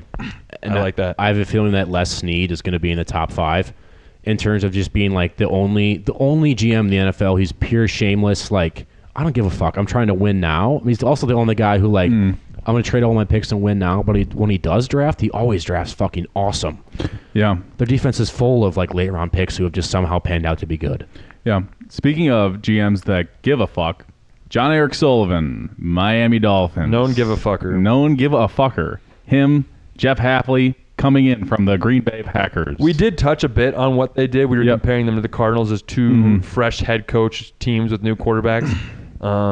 Anything we want to add? We talked about Chubb, Minka, all these guys they cut. A lot of exits. Lots of dead cap, but they added Malik Willis. Anything you guys have to add? Nothing outside of just, it seems like Miami is trying to adopt the Green Bay motto of we build in-house. This is how we build sustained success. Yeah. And anyone that isn't fitting that right now is out the door. If you're a Miami Dolphins fan, if you're a Miami Dolphins fan, it's probably not going to look too good for you this next year or the year after that. But eventually, if John Hyphen does what he wants to do there and it pans out, you will probably be good for a long time. Not just a 1 year Cinderella story. Yeah, let me compare quick. Do my freaking thing. The Dolphins to the Browns. Mhm. And 3 or 4 years ago, they both were willing to go all in. They both were willing to forsake future cap space to try and win now. But what I like about the Dolphins is they fire their head coach and they come into the next year and they just say, we're going to take the dead cap. We're going to be bad. We're not going to sign 4 new free agents for $80 million total. Yeah. So it's like, yeah, Mike McDaniel and Tyreek and Tua didn't work out. It had promise. I don't even hate the idea. Like, maybe it would have worked. I don't mind that they went all in. Yeah. But it didn't work. So don't extend your dead cap into your next winning window. Have a losing window and reopen a new winning window. Similar to the Cardinals, where they're sitting here in this loaded division. Yep. Bills, Patriots, AFC East. They're Yep. sitting here in a loaded division, and they just say, like, it'd be one thing if they gave, like, Willis is going to make half of what Daniel Jones is going to make. Like, it'd be one thing if they gave Willis $35 million a year and like $60 million guaranteed, but this contract is like really nothing. This is like this is like less than 10% of the cap. To me, it's they're having their cake and they're eating it too. We're gonna tank. We're gonna be bad. And what if there's a franchise quarterback at the end of this? Exactly. I And like then it. Yeah. Their win total for next year is 5.5. They're probably still going to be bad. They'll probably still have a great pick, and if Willis doesn't work out, who cares? What if Willis works out? They have a terrible defense, and they have the 3rd pick, and there's a quarterback, and they can trade out. So they have Willis, and they get like an extra for like. That's why I like the Dolphins are gonna be bad, but I don't mind their offseason. Speaking of teams that are going to be bad and we're having a pretty terrible offseason, the Minnesota Vikings. I don't know. I'd have to disagree with that. You hate it? What do you think, Connor? They're just going to be bad, and there's nothing they can do this year to change that. I'm going to stake my flag here. I think the Vikings are going to be good next year. You can literally stake that wherever you want to stake it. I'll take a photo of it. Yep. Ingrained. Oh, not there. Oh, fuck. My hand. And in about 7-8 months, I will come back and be like, hey, remember when you staked the flag that the Vikings are going to be good? It's like, Jesus, just through my hand. Through your hand. If you know anything about Connor, there'll be nothing said if the Vikings are good. He will be like, I didn't say that. No, What are you talking about? What are you talking If you about? care that much, go find where I said it. Exactly. That's exactly what Connor would Find say. the podcast. Yeah. Okay, objectively, this is the pros to having a really good offensive infrastructure. It's just when you get random situations like this where there's a guy who's taking on a bunch of dead cap and he says, I'm just going to go to the best situation. Oh, time out. You can't see this on the screen, but because it's so recent news, Kyler Murray signs with the Minnesota Vikings. Yeah. Oh, it has it here on my screen. Nope, not here. Oh, maybe we didn't refresh fast enough. Yeah, Well, yeah. But like, so they're giving Kyler the league minimum, which is an objective, massive win. I think if he hit the market outside of his dead cap and they could pay him anything, he'd probably get $30 million a year for 3 years just from a team that wanted to bring him on. Yeah, 50 guaranteed or something. Yeah. Yeah. Kyler can pick his destination here. This is an objective win. Totally. I don't think Kyler is a top 15 quarterback in the NFL, but he's sure as fuck a world better than J.J. McCarthy. I think he's like 14 to 18. You know? No He's doubt. right in that mid-range. No, I'm putting him in like 22 to 26. No. Yeah. You're that's I'm a Kyler Murray known hater. That's like So, recency bias. no, I've always been on the Kyler Murray. We know that Sucks the train. Cardinals don't spend like if the Cardinals had if they spent more on a better head coach, if they weren't like a failure of a franchise that doesn't spend, Yeah. if they got a better head coach and put a couple more pieces, like I think we'd be like, there's a world where we still liked Kyler. Look, so it's coming from a Green Bay Packer fan. I don't want the Minnesota Vikings to be good. I am elated that they signed Kyler Murray. What? Elated. Versus JJ, like what could the Vikings have done that you would have think is better than this? Well, that's the thing. I think that J.J. McCarthy stinks. I would prefer them not sign anyone. If they were going to sign someone, because I know they're a franchise, Sure. they're going to sign someone, Yep. they're going to take a swing. I'm glad it is Kyler Murray. Instead of Kirk Cousins or Aaron Rodgers? Dude, Yeah. I would much rather have Kyler Murray throwing the ball as an opponent. No way. As an opponent, I would much rather have Kyler Murray. This goes back to the I think Aaron Rodgers is a corpse. I think that Aaron Rodgers can do a whole hell of a lot more with the receiving core that they have in Minnesota. Yeah, and arthritis. and ayahuasca. Arthritic ayahuascan Aaron Rodgers versus and healthy I young Kyler Murray. I thought Rodgers is good, but I mean, Kyler's not going to do the Stefanski thing where he fits inside the scheme and hits every single throw over the middle, which Stefanski likes to do. And that's Kevin O'Connell. That is Kevin O'Connell. That's Kevin O'Connell. But in my mind, Kyler is a fucking different universe than Kirk Cousins and Aaron Rodgers. I'm envisioning this. I'm just having it in my head. Kyler Murray gets the ball on the snap. The pocket collapses. He scrambles. 15-second long play. Micah Parsons is chasing him the whole time. Eventually gets it. Hits him so hard. Kyler Murray, done. So you're living in your own fantasy, and that's how you're going to gauge the Vikings. I'm planting my flag right here, right now. That's going to happen. Wait, so what's the over/under? Let's do a little bet. I think it's 9.5. I think it's right with the Packers and Bears. It's got to be 8, right? Okay, you guys keep going. I'll find it. So Yeah. End of this, basically end of the story. I wouldn't be surprised if the Vikings win the NFC North this year. I would be literally shocked.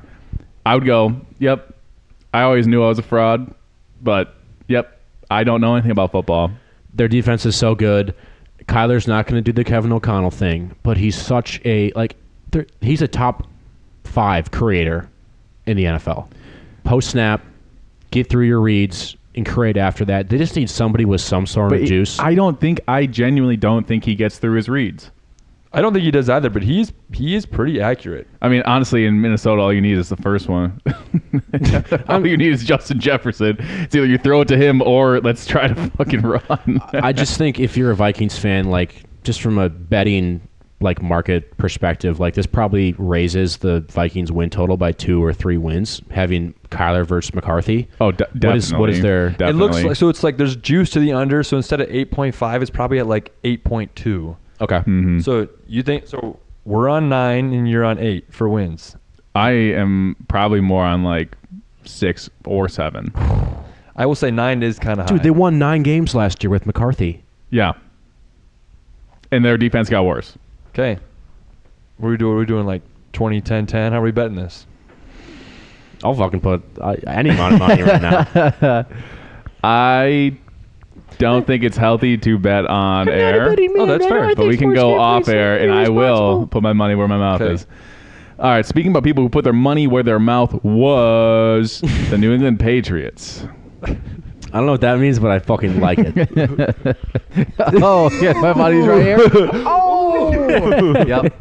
All right. Yep, they made a lot of moves in free agency last year, said, I believe in our team. Let's go. They made it to the Super Bowl. I said the Denver Broncos made the Super Bowl. I lied. It was the New England Patriots. Yeah, you did. You lied. They had some decent signings this year, shoring up both offense and defense. Stephon Diggs was released, but that was more for personal issues than it was for his play. Yep. They replaced him with Romeo Doubs. Same thing with the DJ Moore. I would take Romeo Doubs over Stephon Diggs. Stephon Diggs has juice. He has fire. He's a dog. Romeo Doubs is just a football player. I know the Packers have so much invested at wide receiver. If I had known Doubs had went for this little, the Packers probably can't do it, given all the draft capital they've spent. Nope. But this is a fucking primo, very, very reasonable deal. Yeah. This is below market value, no question. The Patriots cash in here in an awesome asset. Doubs is good. I think it's at market value.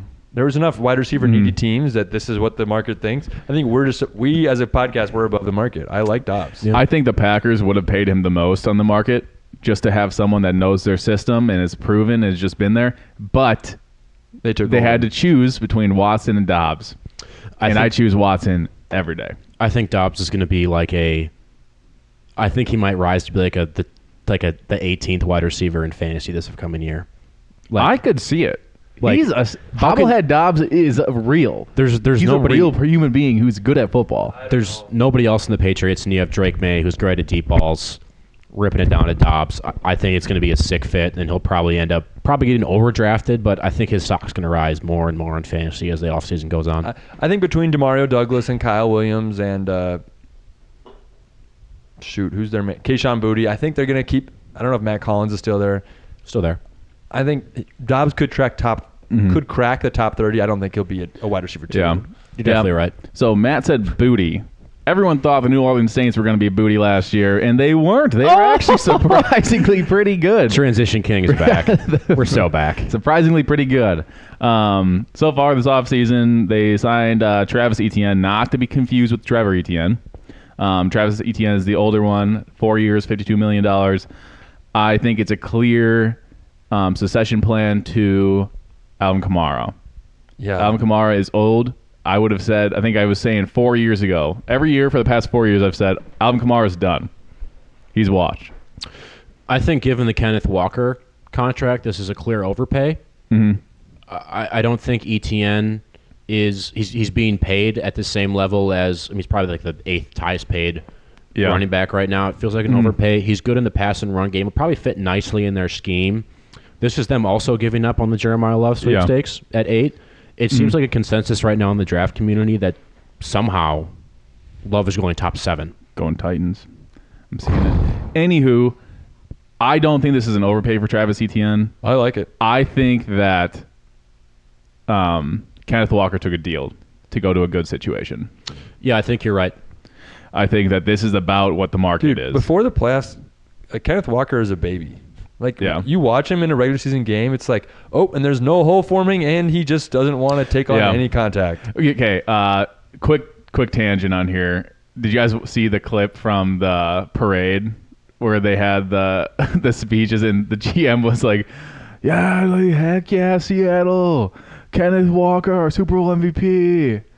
Yeah, he tried to negotiate with me like 4 minutes ago. It was super weird. Apparently that was a lie. Yes, I did see that. Kenneth Walker just sitting there like, what the fuck? What did I even do? Dude, I love when professionals, especially in the NFL, just get a little drunk and then it's like, I think I'm funny, and it's like, oh shoot, I'm supposed to be professional. And then everyone's gonna run with that information. Dude, I say I want to be an NFL GM. I do not want that smoke. That would be terrible. I'd be so stressed out. I would fucking be fire Miles. He is a crime to this organization. Dude, with my anxiety, I'd make it fucking 3 months never sign. I would fucking be like, no, I can't do this. Oh my gosh. This just in: Saints GM Miles S says that DJ Moore should be out of a tank to the moon. But let's make one thing clear: if someone wanted to hire me with a GM, by the way, you can fucking give me an interview if you want.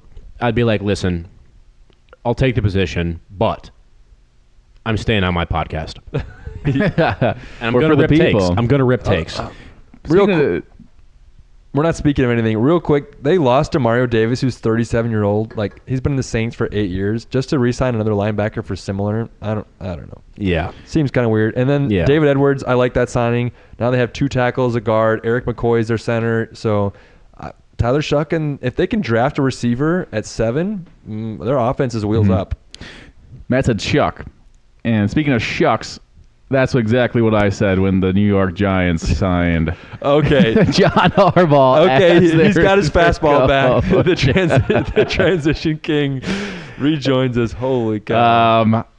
So I like... You're getting a little loud. Nah, I will quiet down. This is the only problem. If you guys don't understand how hard it is for me to keep this mic volume the same, because when the connection is messed up, I'm a quieter, and so I have to talk louder. No, it makes sense. But when it's on par, it's on point, I'm loud. I think I have little baby ears, like either one of you, where if it gets too loud, I'm like, I think I'm noticing that now. Yeah. Well, the New York Giants and John Harbaugh, and who is their GM? He's a white man. He is a white man. Picture his on Hard Knocks. Joe Shane. Joe Shane. Got it. You got it right. They made a lot of moves this offseason. I like a lot of them. I was out, and now I might be kind of back in on the Giants. I think that the Isaiah Likely signing is going to be at least for the tight ends, the signing of this offseason. Yeah, he can certainly be a receiving threat for them. I think that John Harbaugh bringing him in, because he was on the Ravens. Yep. John Harbaugh got kicked out of the Ravens. Now he's on the Giants. Mm-hmm. Isaiah Likely out of the Ravens, now on the Giants. It is because John Harbaugh knows the potential that he has and sees where he fits into his offense. Or he just goes back to what's familiar. No. That is not right. What the funny thing? Did you guys hear about how he's getting $0.3 million per year more than Mark Andrews did? Like they had the choice. We can extend either tight end. They chose Andrews a year or two ago. How likely gets signed for 0.3 more? It's like, Yeah. hey, screw you, Andrews. Yeah. Yeah. I like their Jermaine Illuminor. He was a free agent at right tackle. It's like, why don't you just bring this guy back? You have money. He played decent for you. You keep some continuity. They finally did that into free agency. I like that move. Tremaine Edmonds from the Bears, $12 million is fine. He's a competent starting linebacker, and if you have money, he's fine to pay. Greg Newsome. I've always liked Greg Newsome as a cornerback, and I think that shores up their defense. They have everything from on the line. They have everything. You do not need anything on that line. Everything behind it can improve. Dude, so they have Matt Nagy. He's their OC, right? Yes. They bring in Patrick Ricard, fullback from the Ravens. I'd be very shocked if Matt Nagy can figure out how to tailor his Chiefs scheme to bring in fullback Patrick Ricard. Like that. I'm pretty hesitant on the Giants' offense. Harbaugh's their GM. Yeah. I'm looking forward to their defense with Denard Wilson. I don't think this Nagy plus Patrick Ricard plus who's their quarterback? Why can't I think of his name? Jackson Dart. Jackson Dart. I don't think the experiment's going to work. I don't, because John Harbaugh is a fraud. And that's just clear to me. If he hires the right coordinator, I think he's good. But I don't like this Nagy thing. I don't think so. Yeah. The New York Jets. They franchise tagged their young man, running back Breece Hall. Some people consider to be a top 6 or 7 talent at running back. Yep. Get him at a reasonable number.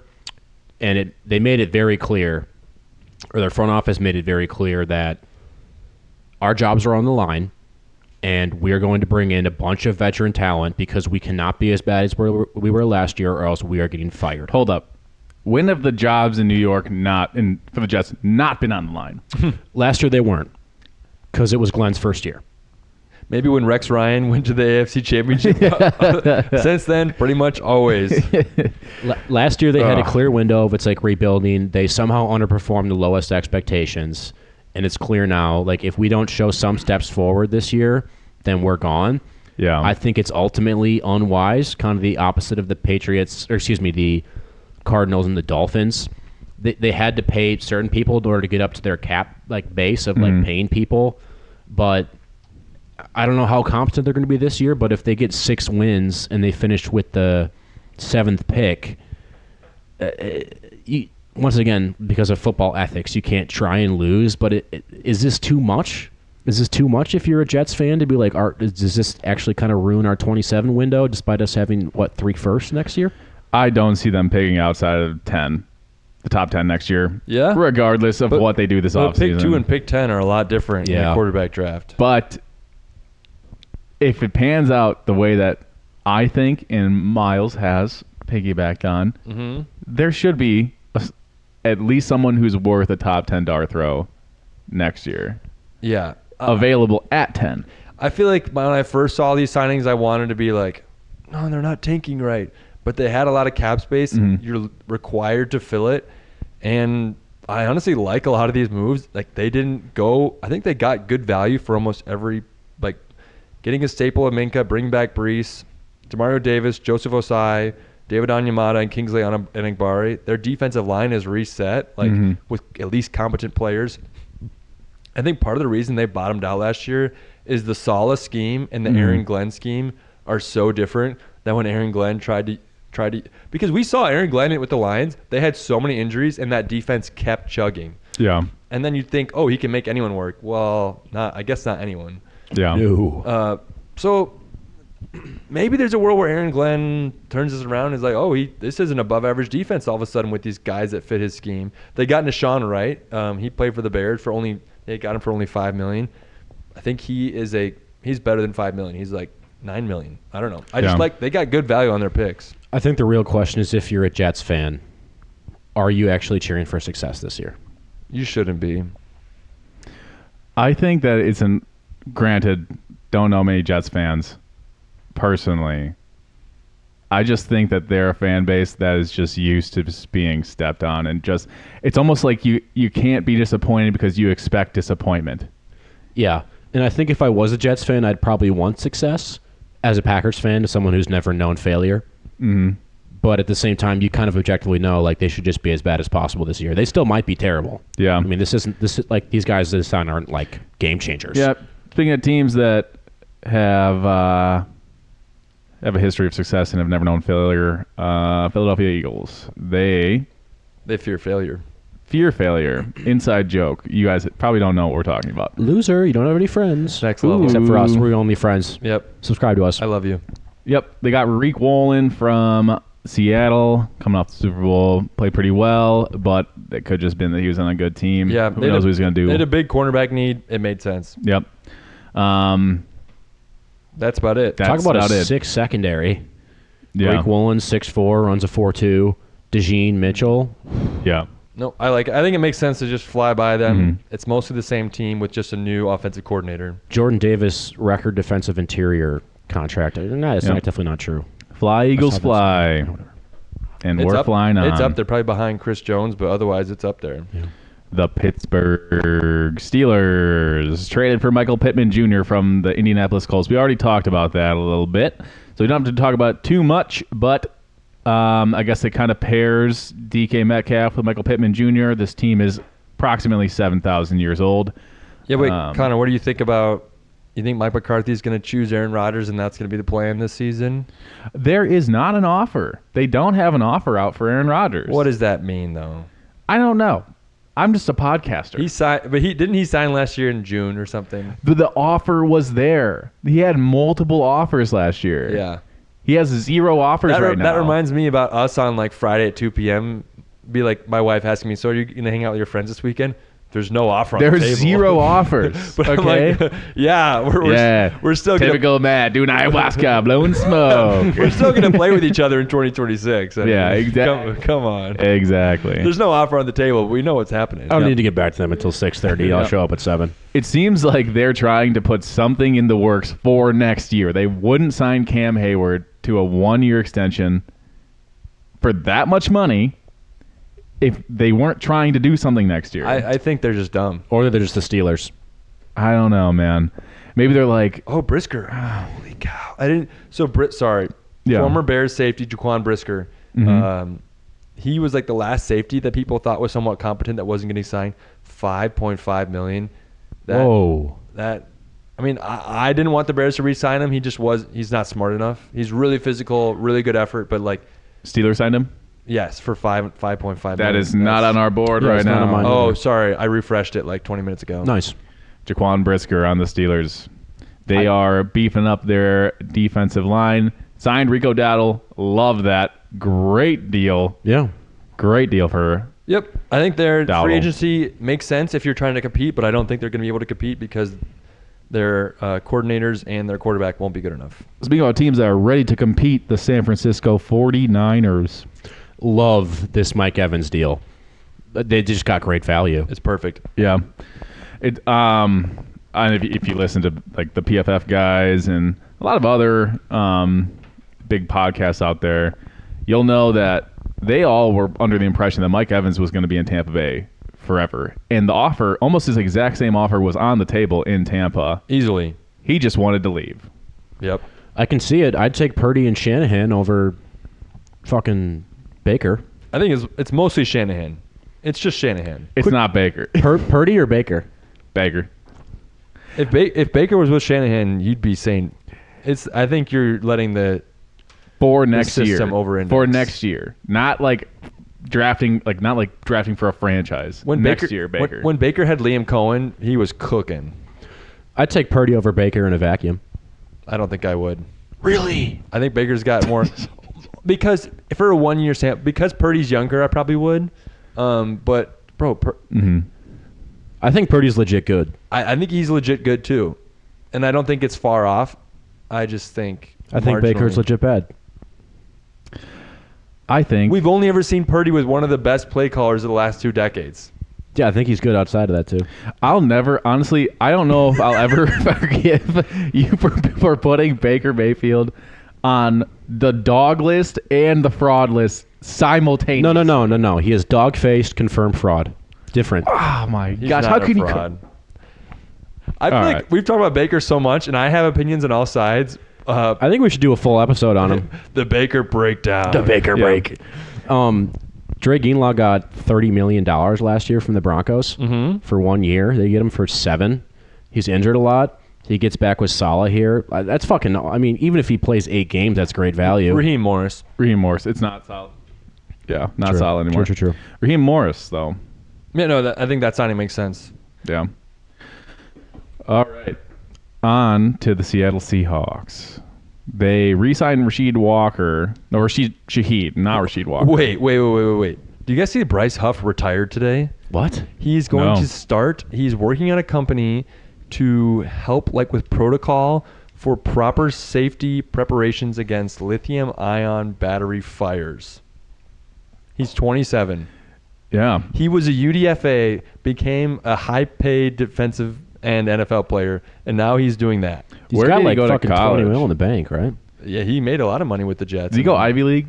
I don't know. But that's just I just saw that on my timeline. I'm like, what the hell? Some good old boys shit. Okay, so sorry about that. But Seahawks, that's a crazy story. Yeah. Seahawks let Walker walk. Let Walker walk. Yeah. Bring back Shaheed. Shaheed was, not a big target getter for them last year. Not at all. They traded a lot for him. Good on special teams. Almost no targets. He's like a game changer in terms of speed, stretching the field, downfield target. I'm guessing Special teams. Special teams was dog. Literally the dog of special teams. Not $17 million a year, but they're hoping to get more from him as a receiver than what they did in that last game stretch. I think it's good value for him given his production on the Saints, and I think his special teams value alone is probably worth like $7 million a year, $6 million a year. You got to think about having arguably one of the most burner human beings on the football field. What that does for JSN, what that does for your other wide receivers. It's not like he's just fast. He's faster than everyone. I think he's also he's also well-rounded enough, Yeah. He can do the contested catch, he can adjust to the ball down the field, Lots of guys are Xavier Worthy is crazy fast. He's not worth Rashid Shaheed at this point. No, but also Xavier Worthy never proved his worth being a field stretcher. Yeah. So they let Kobe Bryant and Rick Woolen walk, and they bring back Josh Jobe. Jobe's just better value in terms of $8 million a year. Woolen gets 15 for 1. Kobe Bryant gets 12 a year. 14 a year. This is a value move based off the rest of their roster, but I thought it was kind of questionable because it's kind of clear that Jobe is like their 4th or 5th best corner, or 3rd best corner maybe now. He's their second corner. Oh, or if you're including nickel, yeah, he's their second outside corner. They do field side, boundary side. So depending on where the ball is placed on the hash marks, Josh Jobe always plays the boundary side. Oh, fascinating. It's actually interesting. I heard a breakdown. They play so much zone, complicated zones, Mike McDonald schemes where they're moving everyone around. But on the boundary side, to the short side of the field, Josh Jobe is essentially playing man a lot. So they just trust his ability in small parts of the field to basically man up as the way that it's being played. And if you think you can get $11 million of value out of him and pay him $8 million, it makes sense. Who's their other corner? It was Tariq Woolen, and they So is Jobe's to be the number 2 this year? yeah, well, Nick Immanwori is the slot, but they don't have another corner. Josh Jobe was playing on the entirety of the Super Bowl. Josh Jobe was out there. I don't remember hearing his name once. I don't even think about Josh Jobe once. Yeah. Yeah, But they also had to be in pass pro almost the entire time because Patriots were playing from behind. well, but along the year, sometimes it'd be Tariq Woolen, sometimes it'd be Josh Jobe. Towards the end, it was only Josh Jobe. The Tampa Bay Buccaneers. I cannot believe you just said that. I was going to say something else, but I said Huiers. Yeah, it's a Huier. What's wrong with they're that? bucked in their Huiers. They're Huier. Kate Otten. Wait, are you Huier? Kate Otten just scored a touchdown on me in Madden. Me and Grogor Dog here. Shout out. Ripped a little Madden game first quarter. First play from scrimmage. Grogan, no experience in Madden. Fucking rips an 80-yard bomb to Kate Otten down the sideline. I just had some foreshadowing in my head that this was going to happen. That this conversation about the slander on Tampa Bay was going to happen. And so I had to spank my boy with Tampa Bay in Madden. We tied. I have a question for you guys. Let's not talk about these free agencies. Are some good, some bad. They lose Mike Evans. Does this team matter? We predicted that Todd Bowles was going to be fired. He wasn't fired. Mike Evans seems like he's a member of the Football Frauds podcast. He would have probably agreed with us.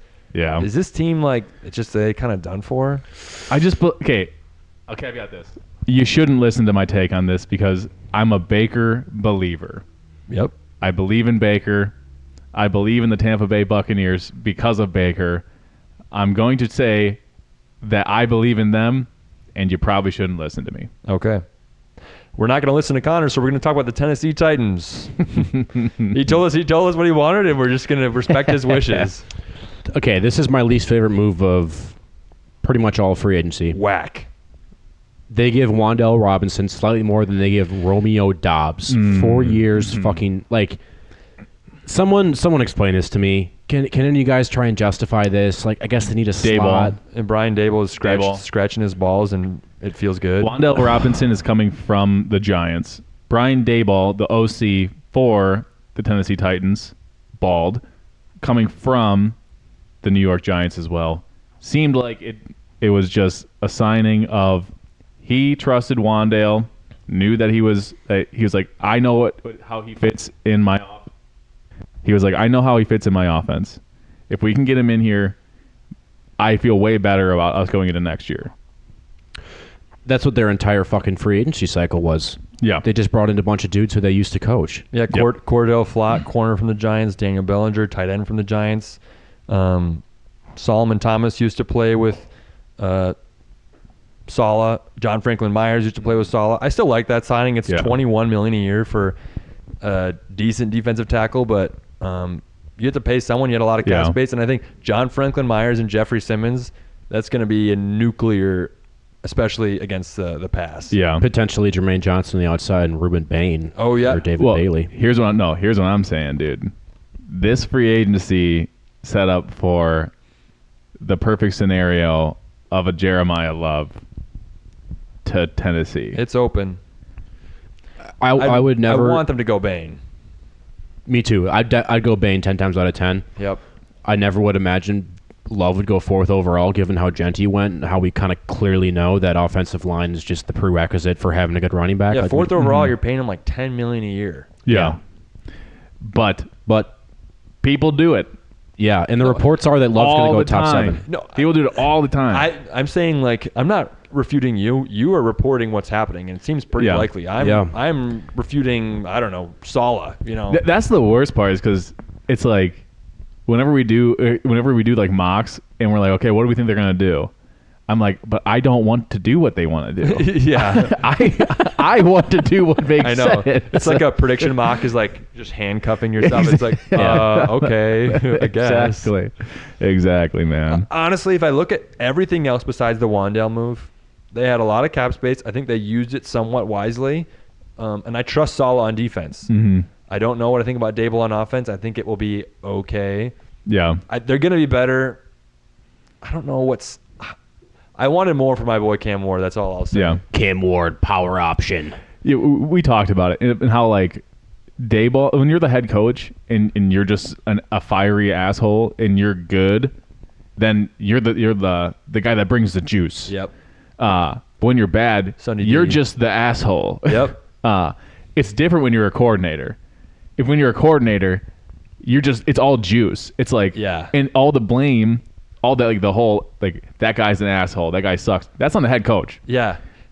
That actually reminds me of Eric Bieniemy. He was on the Chiefs, then he went to the Commanders, then he went to UCLA, then he went to the Bears, now he's back in the Chiefs. So a lot of moves, and he has an intense personality. Mm-hmm. Everyone loved him on the Chiefs under the teddy bear of Andy Reid. Yep. And then he went to the Commanders where he was in charge of the entire offense. Yeah. And then reports instantly were like, he's like screaming at guys. Like every practice, he's screaming constantly. Sam Howell, 4 verts, run it again. But then the Bears loved him again, and now he's back with the Chiefs again. So it's like, what's your role? What do people expect from you? Are you an asshole or are you a rah-rah guy? Yeah. Speaking of rah-rah guys, Dan Quinn of the Washington Commanders. Landed it. Tunsil. little extension there. They had to pay him. And they give out one of the biggest contracts of the offseason, Odafe Owe. They needed somebody. They needed somebody at edge.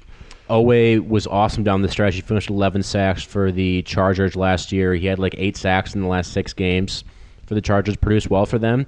He's like a traits guy. He had no production in college. I guess Dan Quinn is kind of just guessing that he can turn this traits guy into production again. Chigaquanquo, stock up. Chigaquanquo, great signing. Yeah, Ertz is gone. He was literally the only receiver in Tennessee outside of Ayomenter, but he was Cam Ward's, like, every game that Chigaquanquo played, you knew that if you watch every possession, he was getting the ball, or at least targets, once, twice, and 3 times. Yeah, I think he's going to be startable in fantasy this year. Definitely. Unless they draft a receiver, he's going to be getting a lot of targets. I think that this is going to be the sleeper of. Because he doesn't block very much. If he's on the field, he's going to be running a route. Yep. Leo Chanel. I like it. Good player. Everyone loves Leo Chanel in Kansas City. Hated to see him leave. The fact that he's on Washington for that deal, I love it. Yeah, I like it. I love it. They signed Nick Cross, the safety. I know lots of guys that thought he would get similar to Kobe Bryant and I forget, but more like the $12 million range. He signed for $7 million. I've heard people, multiple guys say that, I love that signing from the Colts. Yeah. One thing to note, though, I think they're going to have a huge hole to fill with Tyler Biadasz is leaving. Yep, totally. Yep. I think that, one of the most offensive lines, obviously, they aren't really seen or recognized that much. But when he was in Dallas, he was a star on the offensive line. Washington traded for him. And he wasn't as good as he was in Dallas, but he was still pretty freaking good. Yeah, I don't get that. They only saved $8.7 million, and then the Chargers paid him $10 million. Yeah. Exactly. It's like not like some crazy savings you made. He's a good player. player. They have a bunch of interior offensive line, like plethora of talent. Yep. And center's a big need to fill, and I don't know where they're going to find it. Especially if they take Love at 7, which seems like his floor. And they're sitting here without paying Biadasz $10 million a year. Yep. The Commanders' offseason, especially letting Kingsbury walk and then promoting their quarterback coach. So I have some news about David Blau. I saw just today, players are doing their introductory press conferences where they're getting introduced like, I'm a Washington Commander. Chigaquanquo was talking. He said he's already been in contacts with David Blau. David Blau is sending him Lions tape back when David Blau was a backup quarterback for them, so during the Ben Johnson era. So kind of like people had theorized, David Blau is most likely going to be bringing basically the Ben Johnson offense to. So now, we saw the Jets last year with Tanner Engstrand. They tried to run it. Declan Doyle going to the Ravens. David Blau. So we're seeing some of the beginnings of the proliferation of Ben Johnson's scheme. Let's say the Commanders take Love at 7. What's their ceiling next year? Is Super Bowl. I think that when you talk about ceilings, they bring that is a Super Bowl. They bring in Durant. So I don't like Dan Quinn's defense, and I think over the last 2 years it's proven to be pretty bad. That's why I didn't like the signing. But now they have Durante Jones, who I think was the DB's coach for the Vikings. So it's the first person to be kind of plucked from the Brian Flores tree. Yeah. And people have been hyping him up for a couple of years. So it's kind of like Christian Parker to the Cowboys. It's one of those guys where he has the juice. He's supposed to be smart, young, impactful to the people around him.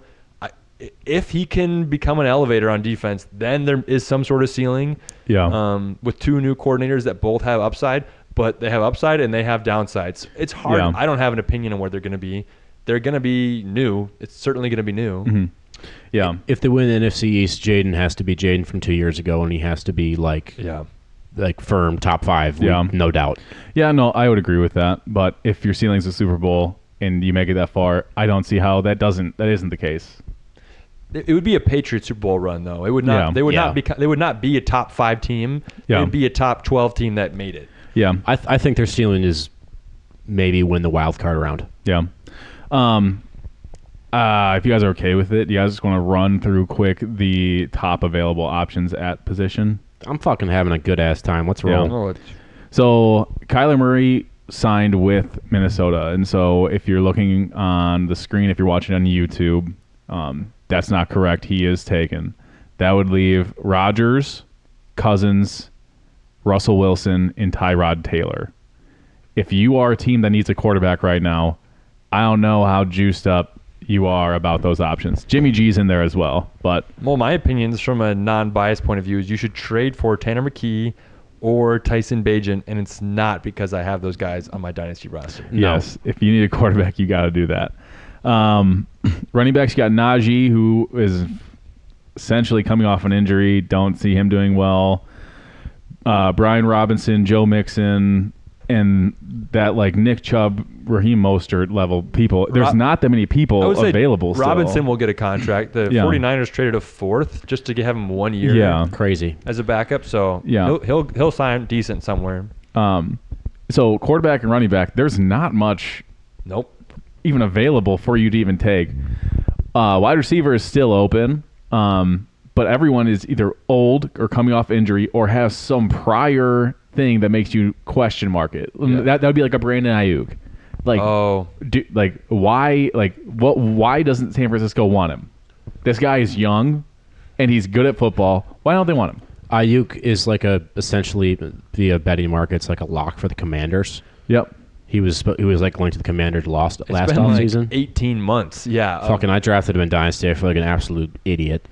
Oh, yeah. Yeah. Yeah. Yeah, you are. And so there are names. You got the Tyreek Hills coming off injury. Deebo Samuel, old. Juwan Jennings punches everyone for no reason. Run blocker. He'll probably get the most money of any of those names. Or maybe Ayuk, but he's under contract still. Tight end, we're looking at Dallas Goedert. Didn't Njoku sign, or is he still up? Nope, he's free. Yep. He's linked to the Falcons a lot. Yep, and then some pretty old people. You got Darren Waller, Mercedes Lewis, Jonnu Smith. Mercedes Lewis, run it back. Dead. For tackles, when we get into offensive line, here's where there's still some people available. Yeah. The Rasheed Walker is the hottest commodity on offensive line. And Decker. Decker is also there. I don't know. He'll sign for $8 million or less. Really? He's injured. Oh. Yeah. That's why he got released, because his body's failing him. I didn't know that. Okay. Run to guard. Joel Bonito is someone who's still up there. Van Roten still up there. White Teller. Becton. Yeah. None of those guys will sign for more than 8. They're just. But and here's what I'm saying: if you're the Commanders, at center you got Andre James. Never heard of him. Lloyd Cushenberry. Yeah, he used to be good. He's super injured now. He's probably won't sign. Ethan Pochich. Pochich was on the Browns. You could sign him. Poach's your girl from your lap, son. You heard it here first, folks. Joey Bosa at edge. Yeah. Clowney. There's names on defense still. Von Miller. Dante Fowler. That's funny. All those guys are like those Bills guys I'm talking about. Yeah. Von Miller, Bosa. Where you sign them and you're like, wow, this was like 5 years ago. This would be sick. And who was he was just in the Cowboys, the defensive end. You said his name just now. Me? Yep. One of the names you just said. Clowney? Clowney's been a mercenary for like 5 years in a row. He signs a 1-year contract, and he's like, and he plays his ass off. Credit to him, but he takes all these 1-year contracts. Yeah. Cam Jordan should be someone that you should be happy about getting on your team. Wow, there's a lot of options. What about Christian Wilkins? Oh, dead. I mean, he got fucking $30 million a year.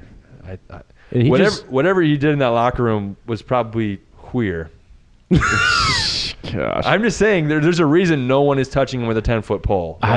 He must have crossed the line. I don't know what it was. It's just crazy that no one's like, I'll give you 15 mil. Like cheeks fine, forehead's fine, arms fine. Kiss me on the mouth, you're done. Not a football guy. Yeah, I mean, the frauds kiss each other. Anyways. I mean, what? Oh, what? Interior, DJ Reader, very serviceable. Calais Campbell, very serviceable. Yep. Old.